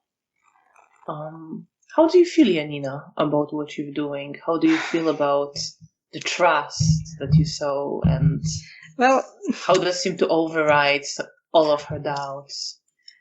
There's like one tiny bit that feels like, look at it, how easier it is to like manipulate people like that. But of course I'm not happy about making her a ghoul. But at the same time, I'm happy to hear that she will be walking. And that's like, I guess it's a silver lining in all this. So I'm doing it for her, and we will see how it goes. I really want not to like use her trust too much in the future. I just want her to like mainly be able to live her life and as a ghoul without me dragging her into sort of dangers. That's what I'm promising to myself. Yes, and you walk out of the hospital into the streets. You see it has begun snowing outside now. It's not very heavy snow, but it is quite cloudy, quite a dark night, and snow is falling. Once we're outside of the hospital, a little way away, I drop off Skate. I don't think anyone observed you giving blood. Okay, that's good. I really didn't know what to say to her. Hopefully I will explain more to her once she will be out of the hospital. In future, if you have a situation like that again, maybe go for something a little less obvious than neighbor, because people generally know their neighbors quite closely. Go with something more easily forgettable, I guess. Like what? The sort of thing of, we were in a school classroom together, or I don't know, you could have just said that you saw her during her accident and you got her to a hospital. Yeah, but in that case it wouldn't be like, because she felt like we were close, and I wanted to say something that would like be reasonable for me to keep visiting her. Okay. But yeah, so what's the plan now? We'll start heading closer towards your work, and I'll head off towards the square so we can get some more information.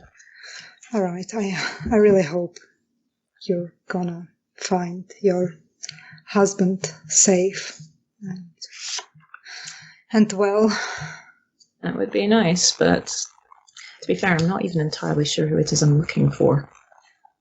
Oh. Yeah, I might need to ask around.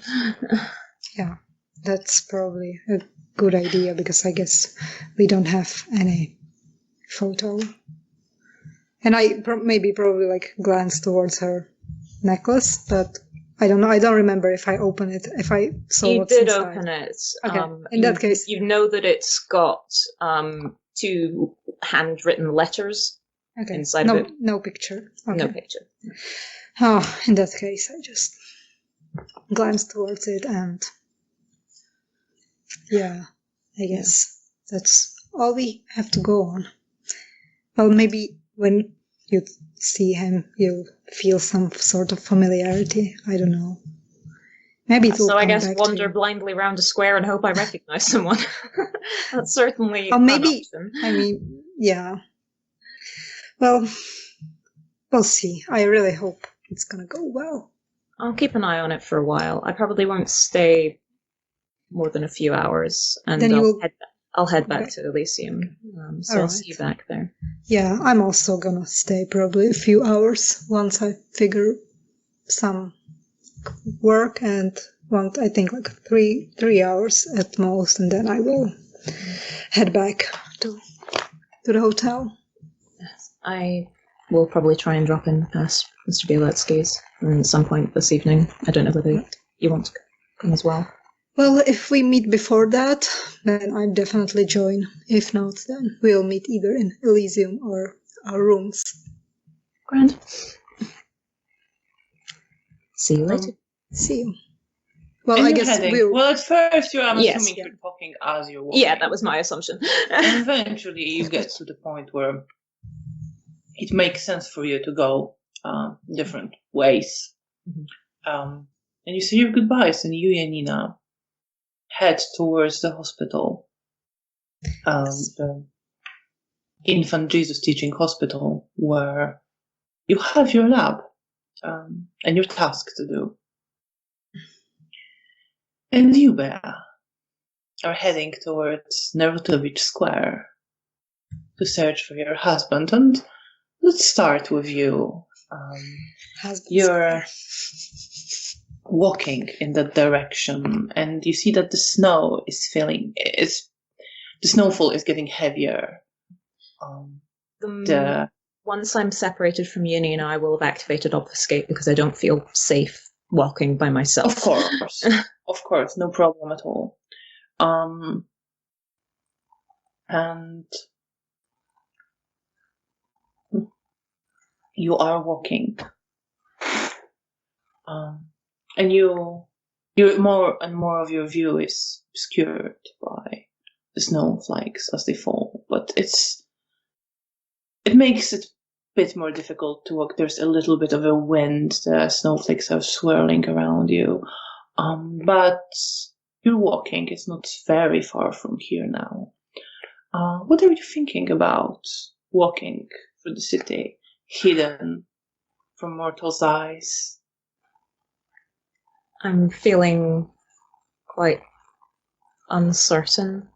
I'm heading towards a square I don't really know to look for a man who I don't know what he looks like, in the hopes that I vaguely recognize him or something. I wish I'd managed to speak to Roman before this, because being able to change my face would have been helpful if I wanted to ask questions. I'm a bit nervous, I suppose. And there's a moment where I sort of stop and I watch the snow for a moment, wondering if it has anything to tell me, but not too worried if it doesn't. And I'll see if I get an omen reading from the snow, but if not, that's fine.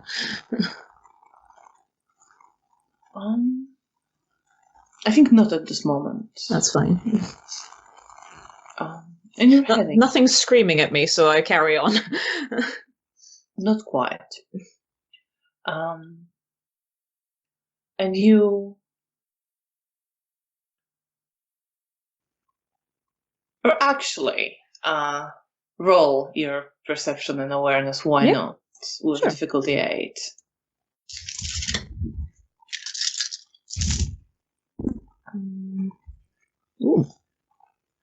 Ooh, that's surprisingly successful.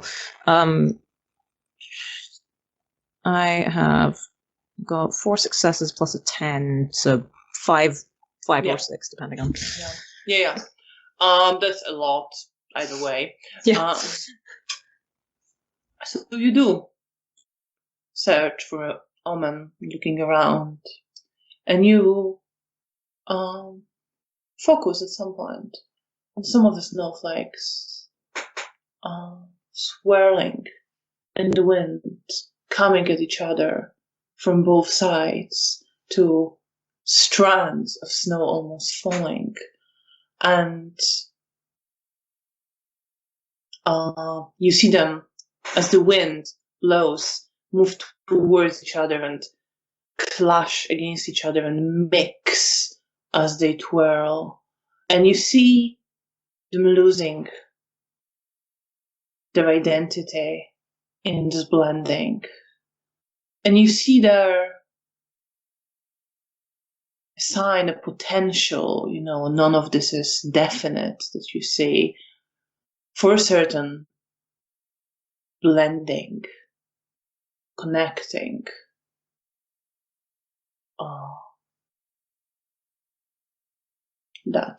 Yes, I think that's what you see. Okay. I quickly try and scribble it down, although it's a little bit hard in the snow. It's not necessarily when you look at potential. It's potential, and it's also not necessarily dangerous in and of itself as you look at it. Okay. You don't see immediate danger in there. Mm-hmm. There's a potential for this blending and changing and entwining and swapping.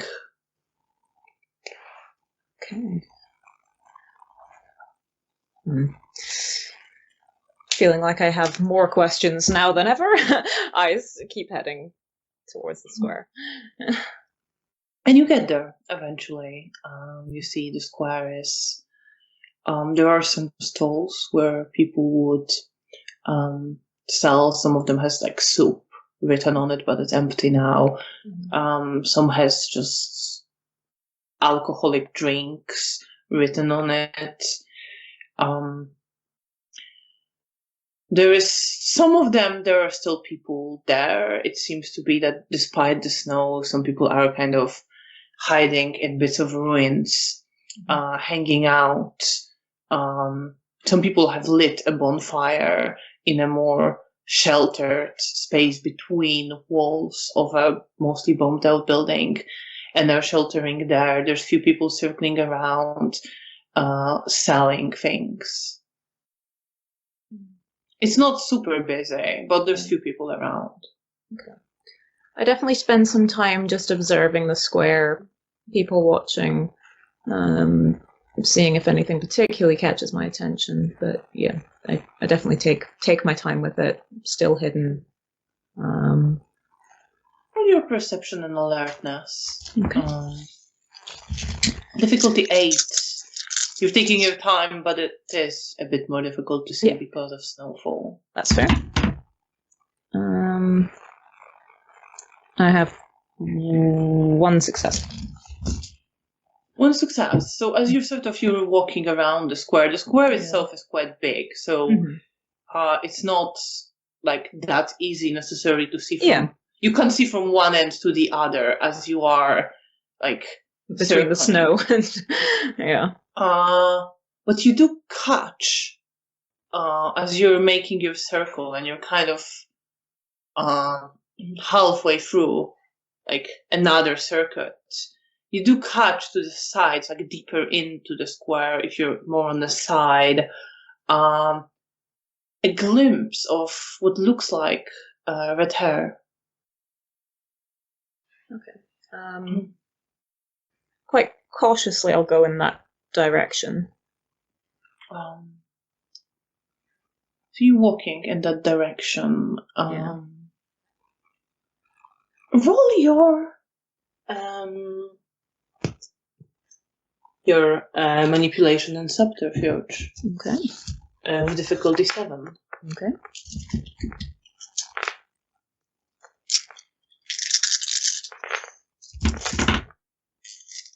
Ooh. good roll. That is also a good roll. 2, 4.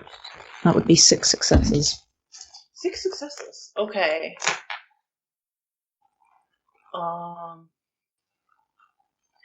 Just one more thing. I should have done it before. That's fine. You're just building the tension for me. Okay. So you're coming in closer, very carefully. You have to kind of you have to kind of pick up the pace a little bit, but you can still do it without drawing attention to yourself.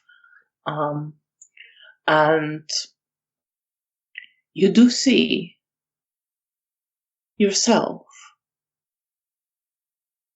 holding a man you don't recognize, wrapped in a coat now with a hat on his head, and you are also in a coat with a hat, but slightly moved to the sides, don't seem to mind the cold. And you see this couple walking together towards where people are hanging out. And you see yourself look around suddenly through the snow and look very intensely around into the snow and darkness of the night. I think at that moment I sort of pull back, not wanting to be seen. And you pull back. Meanwhile, Janina.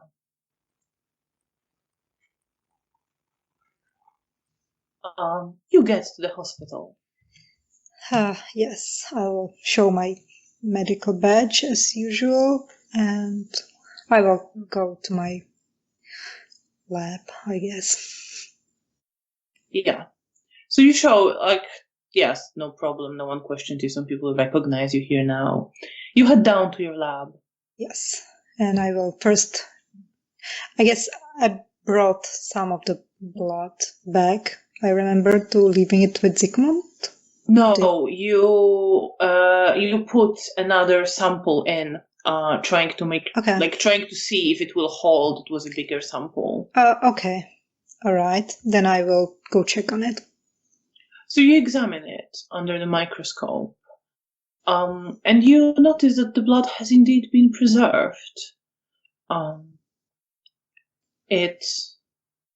The solution that you used appears to be working. Of course, it's still been quite short time. When you test the original sample that you did, but it was still about a week ago, you see that it is still, the quality of the blood is maybe a bit lower now, but it's generally still preserved. Oh, okay. Then I will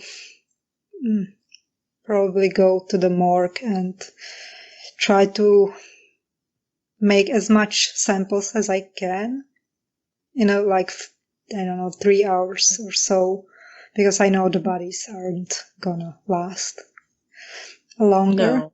So No, I won't. want to make out the most out of it. So you go back to the morgue and you take the bodies one after another, transporting them, I presume, to your lab to extract the samples. So you again see the old man who had the pocket watch from his children. Some people who worked at the hotel, some people who appeared to have been guests, who were killed in the Sabbat attack, most in quite brutal manner.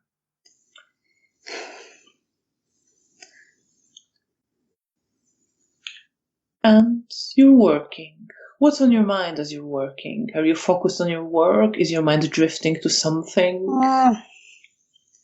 I think when it requires a lot of concentration, because I don't want to mess it up, and then I'm trying to only concentrate on the work and to make it properly, or maybe do some slight changes from one sample to another to just have some and write it on the. So I knew what I did differently, so I could then compare it, and I guess I'm trying. When I'm extracting the blood, I probably again think about Hannah and these people who died, and that I'm glad that at least I was able to help Hannah. And I guess there may be part of me that really wants to avenge all these people, to kill all the Sabbat, and even the killing the Assamite. It just adds. I know the Assamite wasn't the one, probably, that he or she wasn't in the hotel. You remember? Okay. You first met her at the cemetery long ago before you met Camarilla. Well, yeah, in that case, I just want to kill all of the Sabbat members. So maybe that's what's on my mind the most. And you're thinking about revenge. Yeah. Any particular Sabbat members you're thinking about the most, except the Assamite? Well, of course, the Tzimisce is the one that I probably have most animosity towards, because he killed Mara, and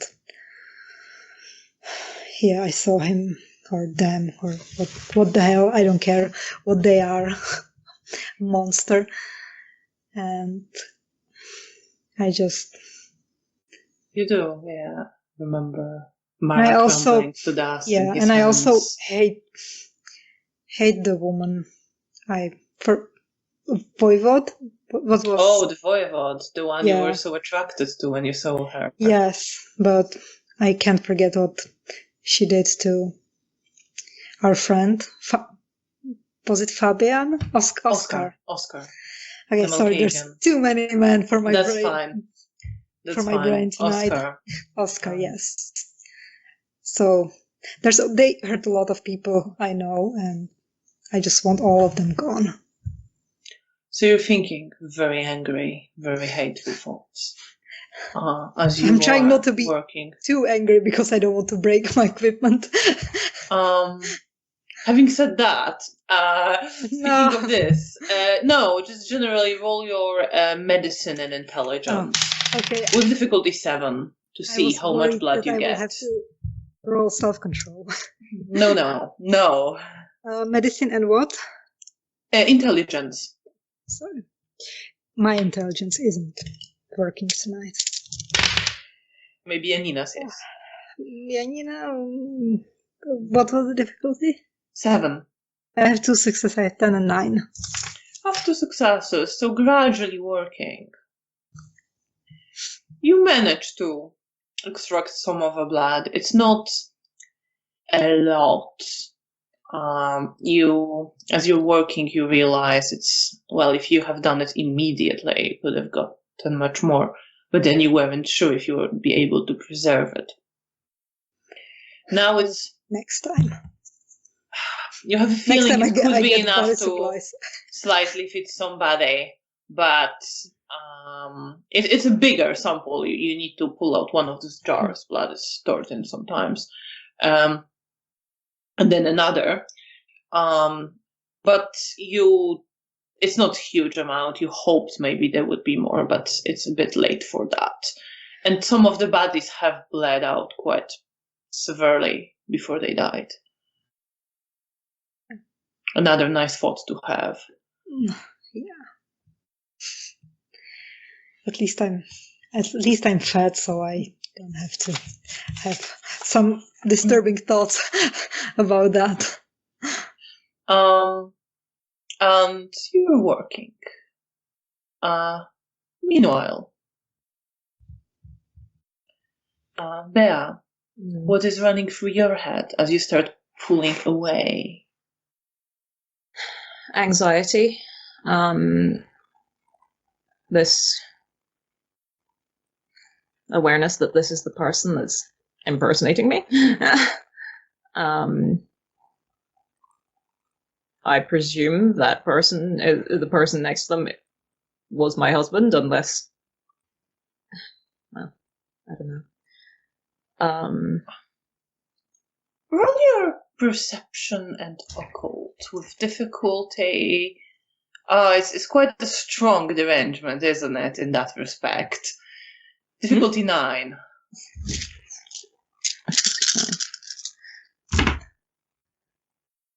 Can't read that dice. That is 3 successes. 3 successes. Okay, so you do get when you're backing away, looking at him, feeling anxious, you get a faint sense of familiarity. And you see his face turn and smile at whoever is looking like you. And this smile is familiar, and you remember warmth.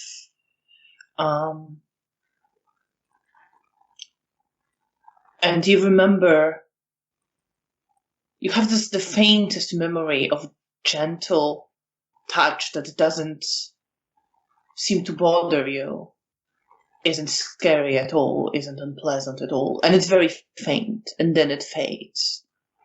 And the man turns around the other side again, and you can't see him that clearly through the snow anymore. You see his silhouette and your own silhouette.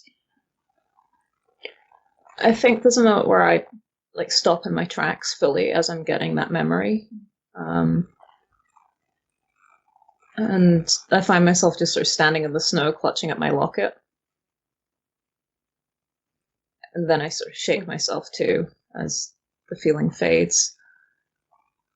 And actively remaining hidden from, sort of peeking around corners, I guess. I try and follow them as far as I can. Well, there isn't that many corners. They're kind of crossing a pretty empty square, but you are obfuscated and you can... using any structures or... Yeah, there will be a little bit of rubble in there. Yeah. The visibility isn't great in general. Yeah. It's quite dark and it's snowing. Yeah. I'm using all of this to my advantage. As you're doing that, actually, a roll, because you are following them. Mm-hmm. Roll your wits and stealth with difficulty 7. Okay. I might spend that last dot of willpower because I really don't want to be seen.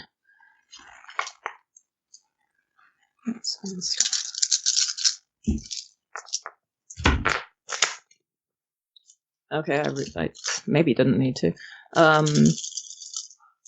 That is 5 successes, including the willpower. Okay, so you think you're staying hidden.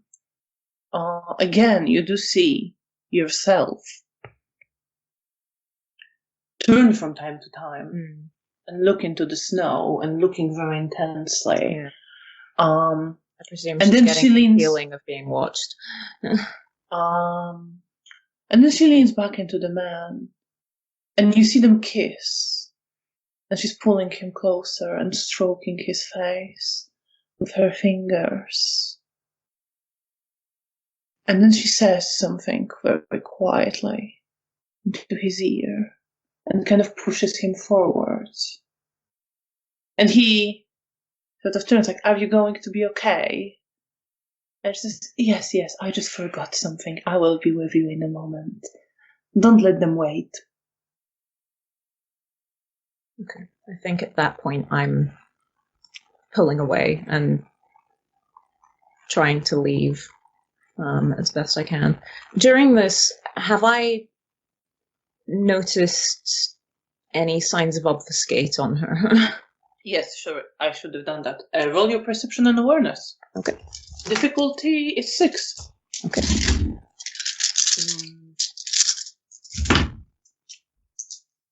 Oh boy. Okay.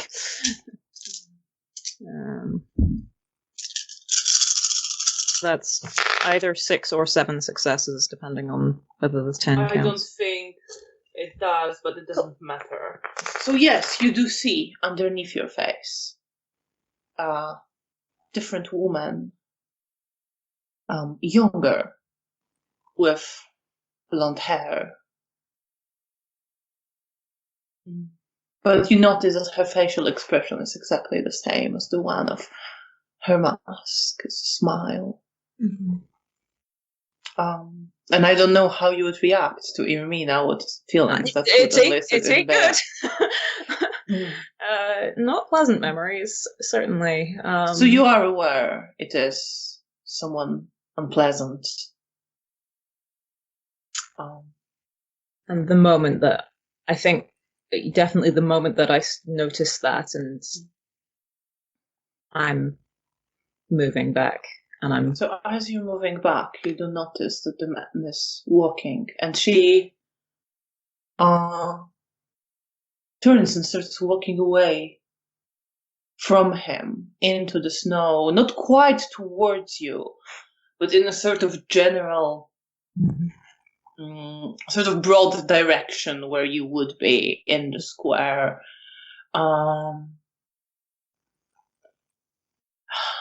And then you hear a voice, your own voice, say,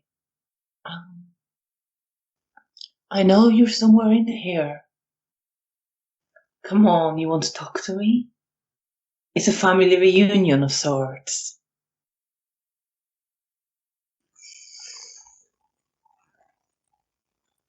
Or do you don't care and I can keep him?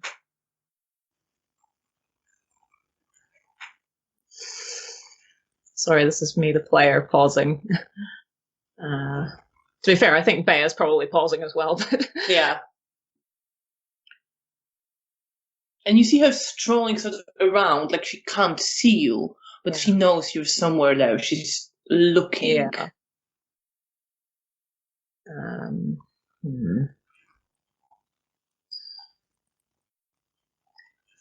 Do I suspect that the omen I saw earlier is related to this sequence? Or I might not know this.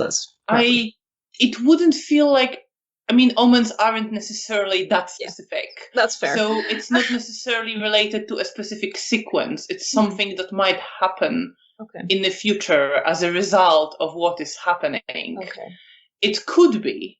I definitely think that Bea could think that. Yeah. That it might be this.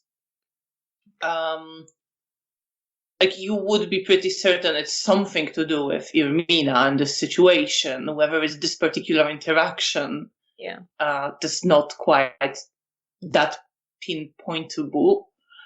That's fair. That's absolutely fine.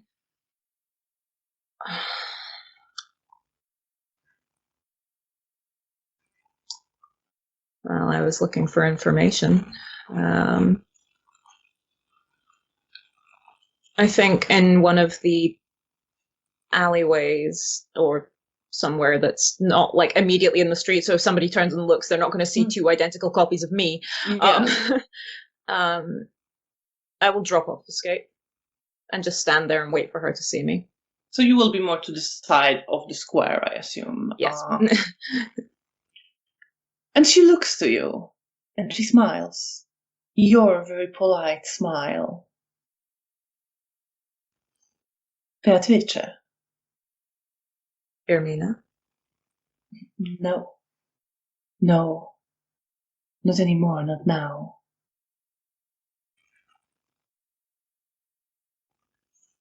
So I thought you'd look.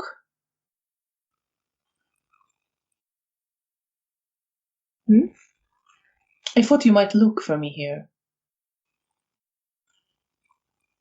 And it would seem you were correct. So, who is it I'm talking to now? If it's not Ermina. Well, Beatrice Wozniak, of course. Oh, of course. Ask anyone around.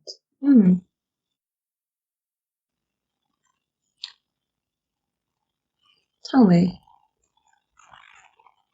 Why? I just... Well, you know me a little bit by now. I had some plans. You did take my brother away from me. You bitch. But I think...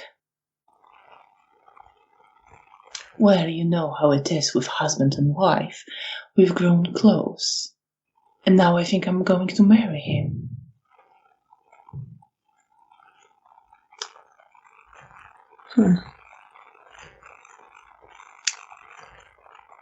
Interesting.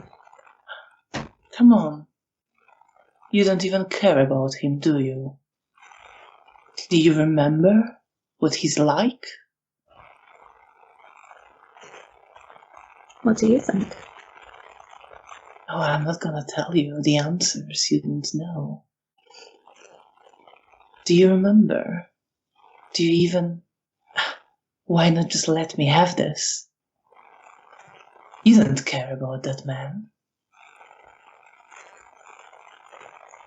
Don't I? Do you?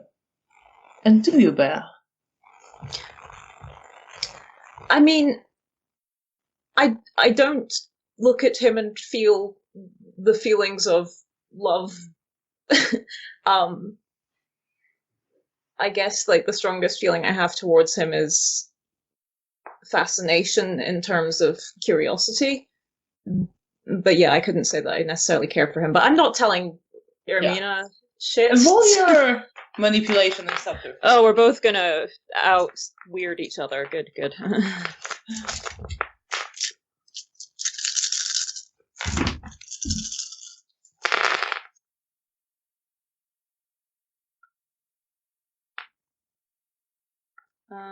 Does misdirection come into this? I think not quite, unless you're saying something specifically that you're trying to redirect conversation or talk about him in a specific way to kind of misdirect her this way. No, that's from fair. This line Sorry. of inquiry. No, it's fine. That's fine. 4 successes then. 4 successes. So she It's an interesting question, isn't it? It is. I know there's gaps in you, in your very self. It's torn to shreds, parts of it ripped off, abandoned and forgotten, aren't they? I'd like to use Eyes of Chaos on her. Feel free. If we're going to be randomly telling each other facts about each other, then sure. Pretty much. That's going to be your perception and occult. You don't know her that well, so it's difficulty 8. That's fair.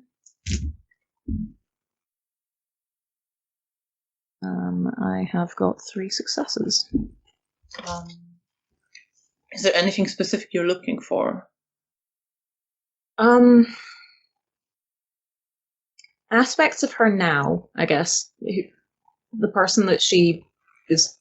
Actually, okay. Okay, yeah, I've got this. Yeah. Okay. So you look at her and you see her face starts melting more with your own again. And you see her own self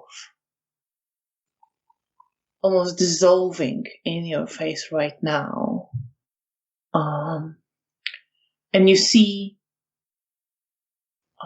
she's in this vision you have in this moment, in the swirling snow, you get the sense of her, not you, her, Irmina, underneath it all, moving away from touch, moving away from people's stares, aggressively ripping at them, tearing out eyes that look at her, tearing out limbs that touch her or wanting to. And then you see it in the snow, an indifferent touch, the soothing. And you see something in her soothed, something in her curious as she looks around, something calmer. Okay.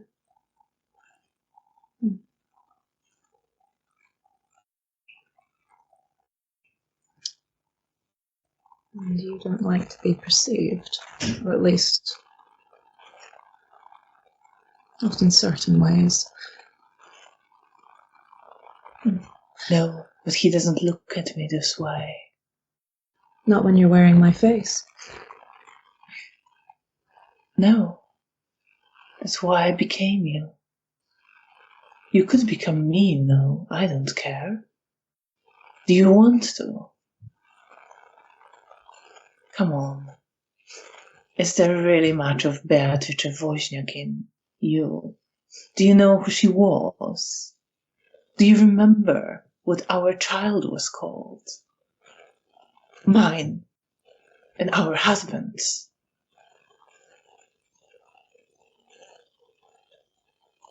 Maybe I do. Maybe I don't. What do you feel, Bea? I think when she says that, there's this sudden sort of coldness in my chest. The sort of something's been pulled out from underneath me. I wasn't really expecting that one. But I have absolutely no interest in letting her know that. And again, your self-control and subterfuge. Okie dokie. Just trying to lie to a probably very perceptive person. This is fine. And that wasn't as good a roll. That is either 2 or 3 successes, depending on. Okay. No, there's more here. So there's 5. So yeah. Yeah, no chance. And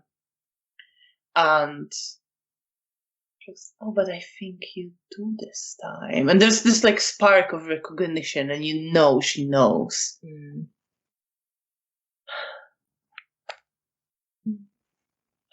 You don't. Why not let me have him? Why not? Do you know what it's like to be me? Would you like to know? Come on, have a look. I look. And she's kind of, no, deeper. Have a look deeper. And she comes closer to you and stares into your eyes. Have a look. Don't you want to become somebody else? You've done it already. You're torn and stitched back together. If you want to be me, I don't mind. Why would I want to? Why would I want to be you? She kind of touches you slightly and touches your face. I pull away from that. I don't even bother trying to resist the urge. I just don't want her touching me.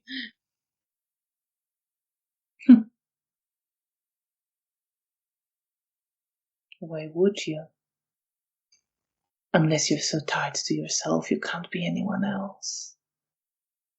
Or unless I'd rather be someone worthwhile.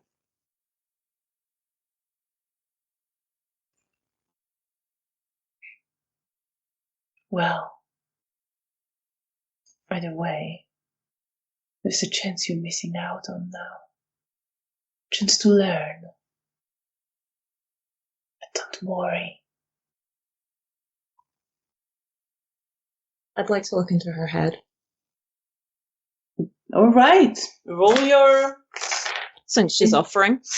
intelligence and subterfuge. You need to spend a point of willpower to be able to read Oh it shoot, I into it. can't do that. You can't do I'm that! out! I'm out, baby! So you forgot are about that. feeling really tired, by Yeah. the way. You are... You want Yeah. to... I think because you have 0 willpower, I haven't realized that you want to talk back to her and keep up with her. Yeah. But you do feel you are slipping. You do feel very exhausted by this. Yeah. You can still, like, keep talking, but Yeah. you do feel this is becoming too much. At which point, I just laugh and shake my head. Maybe I'll drop by again. Check in. See how the happy couple's doing. So you don't mind? Do I have your blessing? You've never had my blessing, and I don't think you need it. Oh, but it's just a courtesy, you know. I thought you were all about that. And I didn't think you cared much for that. Well, I didn't, but now I'm you. So I'm changing.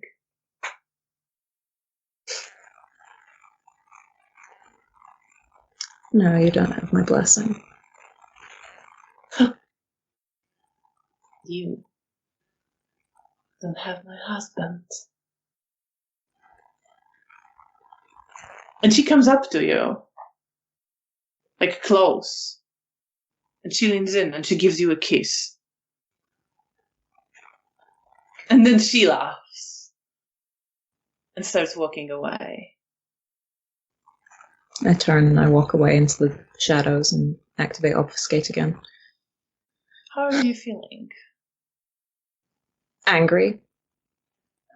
Exhausted.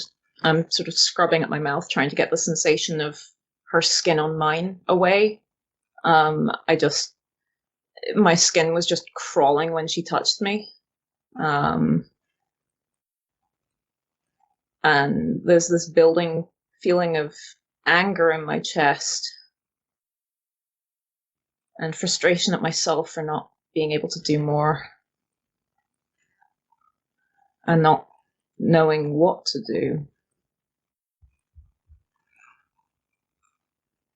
And not really understanding what's happening entirely. And apparently I have a son, so...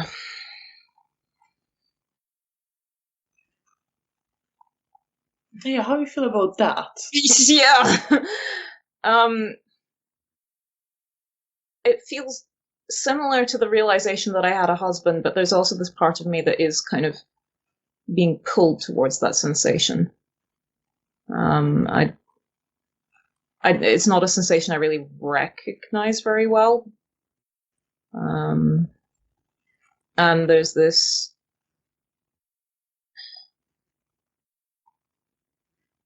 There's a protectiveness there of... There's presumably a child involved, and I don't know. It's not like I didn't feel some sort of level of protectiveness for the husband when I feared and then was proven that the Sabbat member is messing with him. I don't know. Mostly I just feel exhausted and very out of my depth. And you start walking away, feeling very tired, forcing yourself to keep going, but barely having mental strength at this point. Mm-hmm. Meanwhile, Janina, as you are working, you are about halfway through, there is a knocking at the door to your lab. Please come in. And you see Mr. Potocki open the Smile at door. him. No. I hope I'm not interrupting. I Of course not. was just leaving, but was told that you were around, and I thought I'll check in on you. Of course. See how you're getting on. I'm happy to walk you through my research if you want. Oh, please, tell me. And I will start like showing him the blood, the notes that I made on each of the samples, and just, I don't know. I don't know what would I say, because that's all I can think of. Yeah, right no, now. you're explaining the solutions you used, the experiments you did, why you did what you did, how long each of the samples has been there, how much it has deteriorated, how well it was preserved. So you're going through all of that. Yes. And he's listening. And I think, yes, that is, well, fascinating inside. I must admit I wasn't really familiar with this research, but you certainly have done a great job here. Thank you. I'm sure Mr. Ray will be very pleased. Well, I hope so. How are you doing? I'm all right. Teaching. It's hard work, you know. Oh, I can imagine. Medicine and teaching. Where do you demanding teach? Professions. Well, the Warsaw University, of course, and here is our teaching hospital, so I'm mostly here, and students come around during the day, most likely, although some come in the evening. They work in the construction sites during the day. That's good. Well, it sounds you're really doing good work here as well, raising future doctors. Doing my best to do that. Although, you're showing certainly more talent than many of those.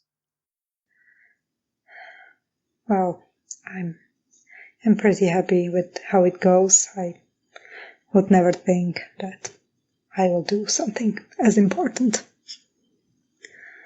What you're doing is important. I know Mr. Ray has great plans for you. That's nice to hear. Are you in doubt? No, I'm just a bit tired. It's all right.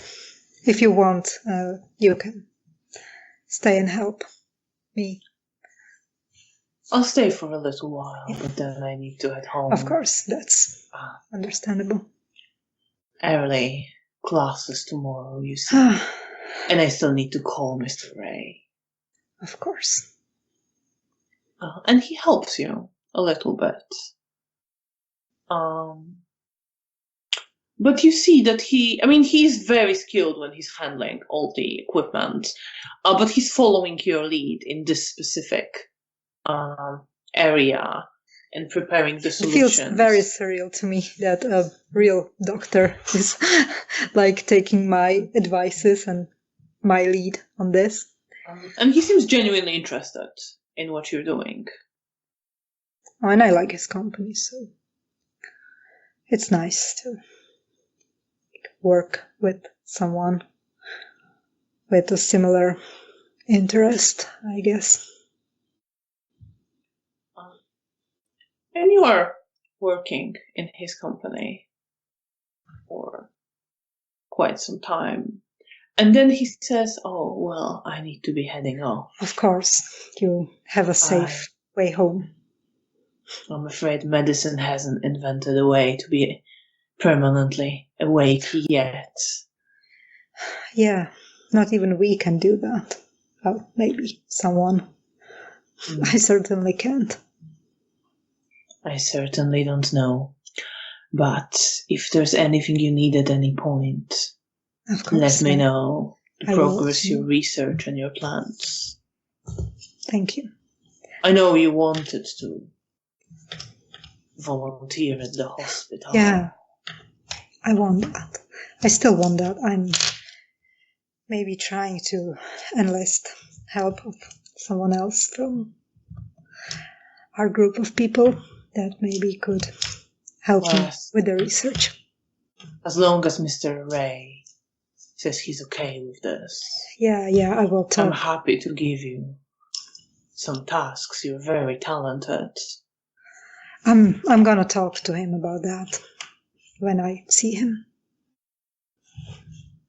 You have a pleasant evening. I will be heading back to the hotel soon as well. I understand. Have a pleasant rest of the night. And he smiles at you, and he I will leaves. smile back. And I will slowly wrap things up there and leave. You're leaving. But I think Bea will be the first one to start getting back, although she had a bit longer time to walk.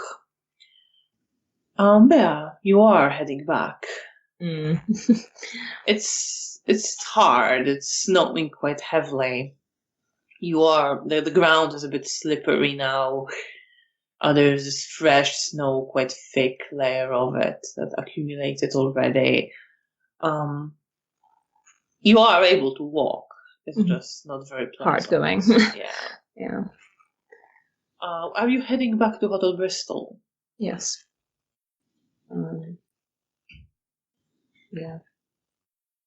So it will. Yeah. Sorry, you were gonna say. Just following semi-familiar routes, I guess. And it will take you over an hour, I think, in this weather. Yeah. It's not a very difficult way, so you can find it. Mm-hmm. I would say without a roll, but it will take you quite a bit of time. Mm-hmm. And you are feeling exhausted.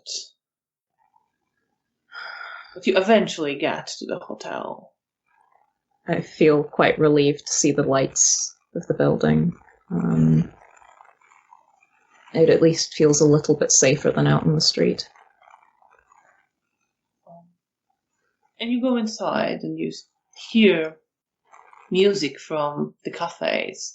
Someone's playing piano, but joyous music, much more upbeat than what you would normally hear in the Elysium when someone used to play. There's people laughing. There's a couple sitting at the table near the entrance to the cafe, leaning over the table towards each other and kissing. There's a group quite loud, talking in a language you don't quite understand and laughing quite loudly. Mm-hmm. I think I stop for a moment and just take in the people. I just sort of stand in the entrance hall watching the people and taking comfort from how alive the cafe feels. It was quiet for too long, and it's nice to see people back in it again. I take in the elegant dress that's normally the go-to there. And just try and let some of the tension bleed out of me, but it's not really going very far. So as you're watching the people, you do notice deeper in the cafe, eventually, as you're observing different people there, a woman you probably don't recognize, but if she's familiar, she's very beautiful. You would maybe associate that she's a kindred. It is Anna Maria, but I don't think Bea would remember this. Bea does not, but she would definitely recognize her. She's quite striking. Yes. She is very striking still. She's wearing a very modest, long sleeves dark dress with a crucifix, a gold one, around her neck. And she's sitting there with a man maybe the vaguest hint of familiarity, but you can't really place it. He is blonde, wearing a grey suit, very pale, fairly pale, and you see him holding Anna Maria's hands as she is leaning forward near him, resting head on his shoulder, and appears to be crying. And he's pulling her closer and hugging her. and then slowly getting her up, taking handkerchief to her face, wiping the tears, and leading her through the other exit from the cafe, away. And you see some other people, mortals. You see a few people come up to the young man playing the piano and put some money as tip into a jar he has on the piano. You see the loud group speaking in Russian, staring in a quite obnoxious, creepy manner at some of the waitresses, one of them attempting to grab one around her waist, her sort of laughing it off, moving away, but the men continuing their behavior. You see some people give them not the kindest looks, some others looking away, pretending they don't see it. The only thing that stops me from interfering is that I'm not supposed to use disciplines in Elysium. But there's an urge to tell this man exactly where to go. Yeah. Well, it's like the whole group is. There's few of them doing that. The one being particularly grabby. The one that you saw, Yeah. And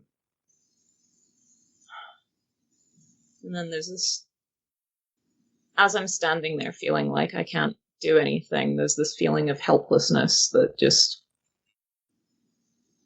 continues from earlier. It just kind of swells back up in my chest. You stand there.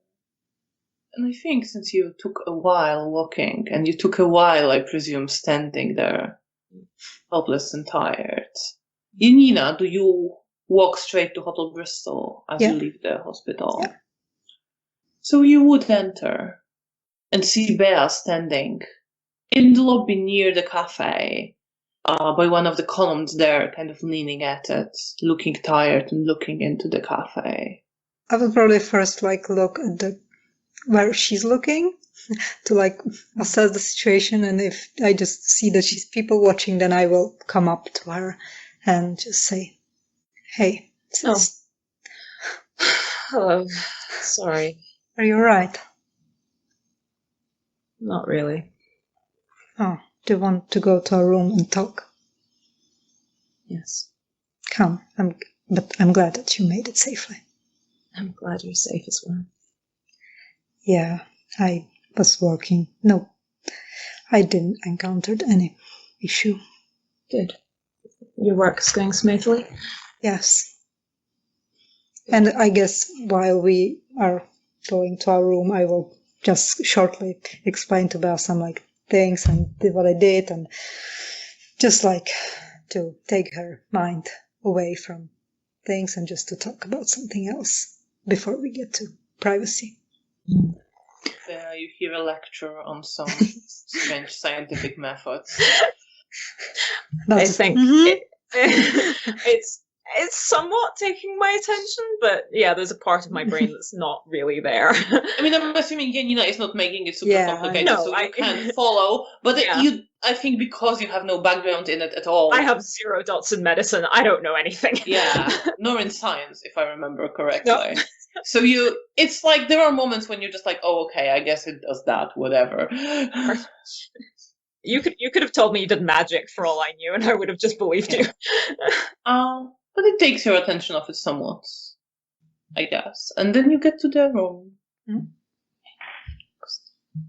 Once we're inside, I think I fully flop backwards onto the bed, sort of from the knees, and just lie there looking at the ceiling. I will just lie next to Bea, not touching her, just next to her. And so tell me, what happened? It's Amina. Of course it is. What did she saw you?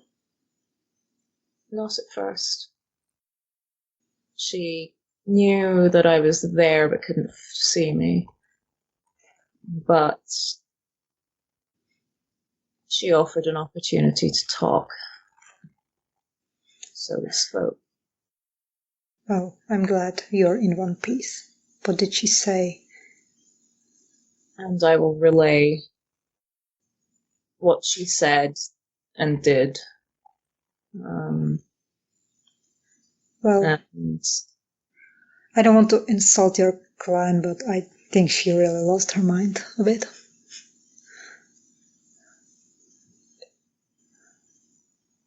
I mean,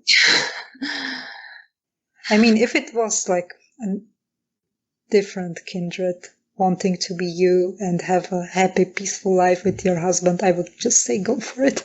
Just unfortunately, we know her somewhat. yeah. Well, she asked me why I didn't just want to leave him to her. It's my answer, which I didn't give to her, is just that I think I have an idea what's going to happen to him, and I'd not wish that fate on most people. Yeah, I mean, if it really was just for him to have a wife, then. But what do you think is the real reason she's doing it? To taunt you? To provoke you? I feel like there might be something deeper there. There's something that pushes her to not be perceived, but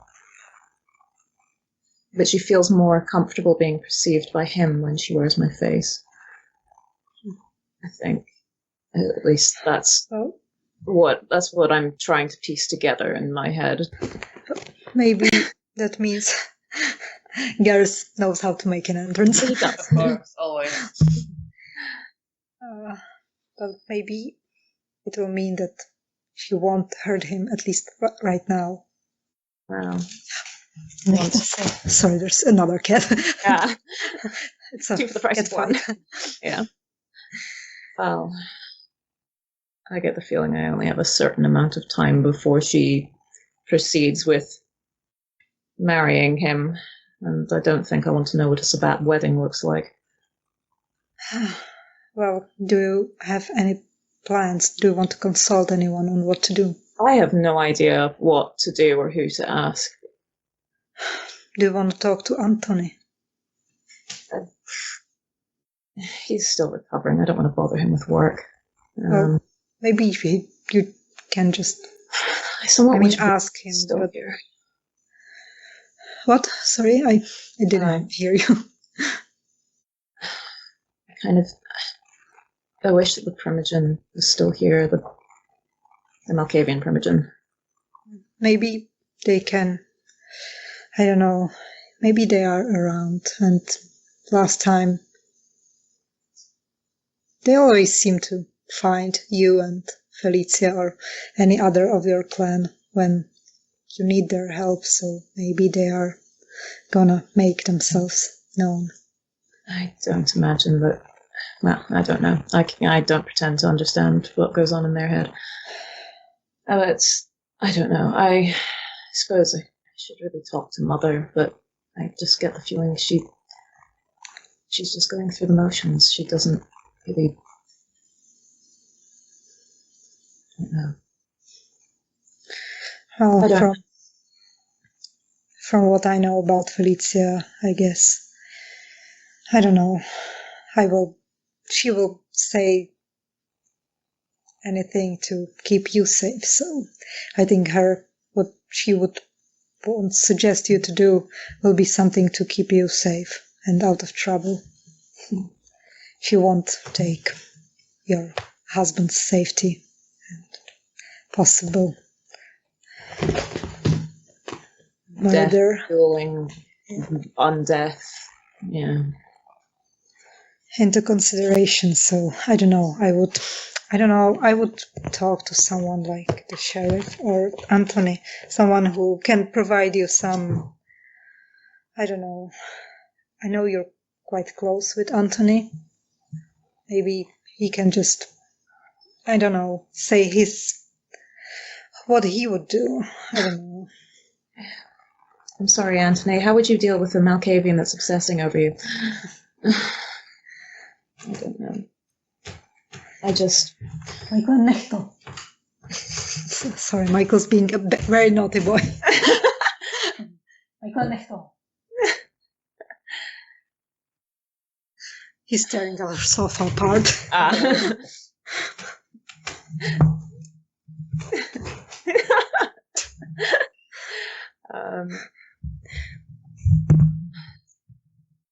Part of me wants to ask for his advice, but just, I don't know, when I talk to him, I like being able to be normal with him and offer him something normal. I like getting to see him smile, and I don't think this is one of those occasions that's going to do that for him. I know. What else is there to ask? Maybe I don't know, if we see Roman, maybe he could help. Maybe Roman could. He could have some advices how to deal with this. Because honestly, I don't know what I would do if it was me. Right? Like, I don't know. I feel very underprepared for dealing with this. it's just I really don't know what to suggest.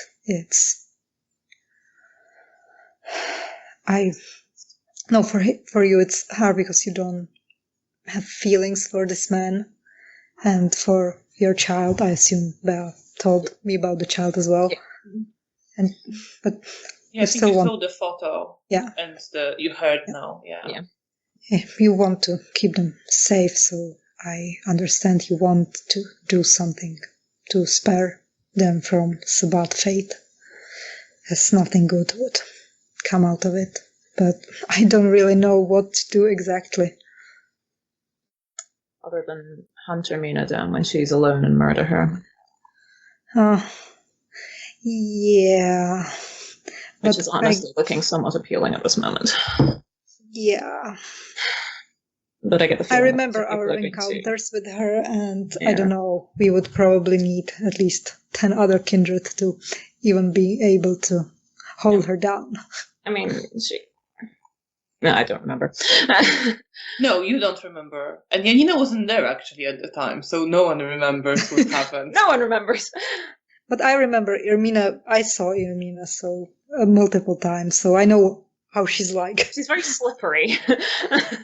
Yeah. Anyway.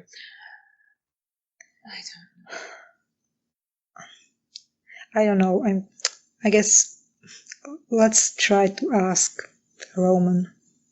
Shall we go see if he's in Elysium? Let's go check. Yeah. Let's go check. Are you alright? Are you going to be okay?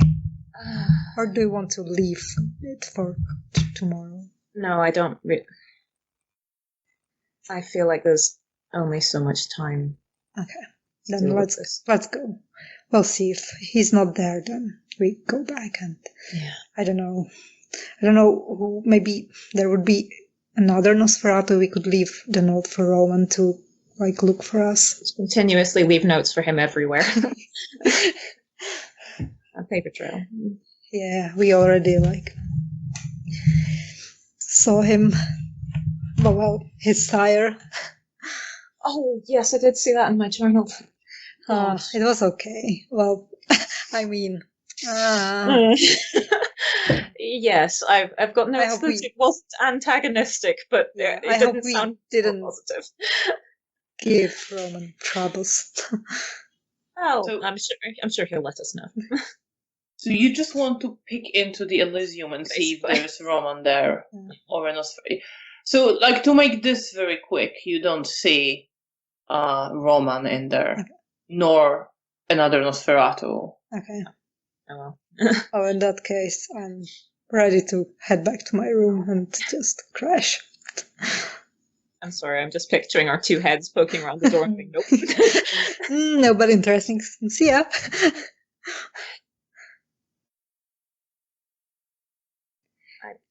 I wish Janina would learn Obfuscate, also change faces, and there could be 3 baths. Oh no, nobody needs that. And you head back to your room. Yeah. Is there anything else you will want to do this night? No. I think I did everything that I wanted, except for apologizing to Daniel. Right, just still a bit of time in the night, so Bea will be heading out to speak to Antoni. And Janina, are you staying in the room? Yeah, I will probably stay in the room and just probably try to sleep earlier or just lie down and try to figure out how to help Bea. And I think this is a good point to end this session, as you wrapped up some of your activities, and we were going to have a bit shorter session, so let's end this now, before Bea goes to talk to Antoni, and let's see what happens there. So thank you so much to everyone who's been watching. Sorry for a bit shorter session today, but we are not feeling our best, as I said at the start. But we really appreciate you being here to support us. And we will be back in 2 weeks' time on a regular schedule. That will be on 7th of February, 6:30 p.m. GMT, here on the Lamias channel. And we hope to see you here again with us in 2 weeks. And have a very pleasant evening or whatever time it is, wherever you are. Thank you so much. Thank you. Bye. See you in 2 weeks. Bye.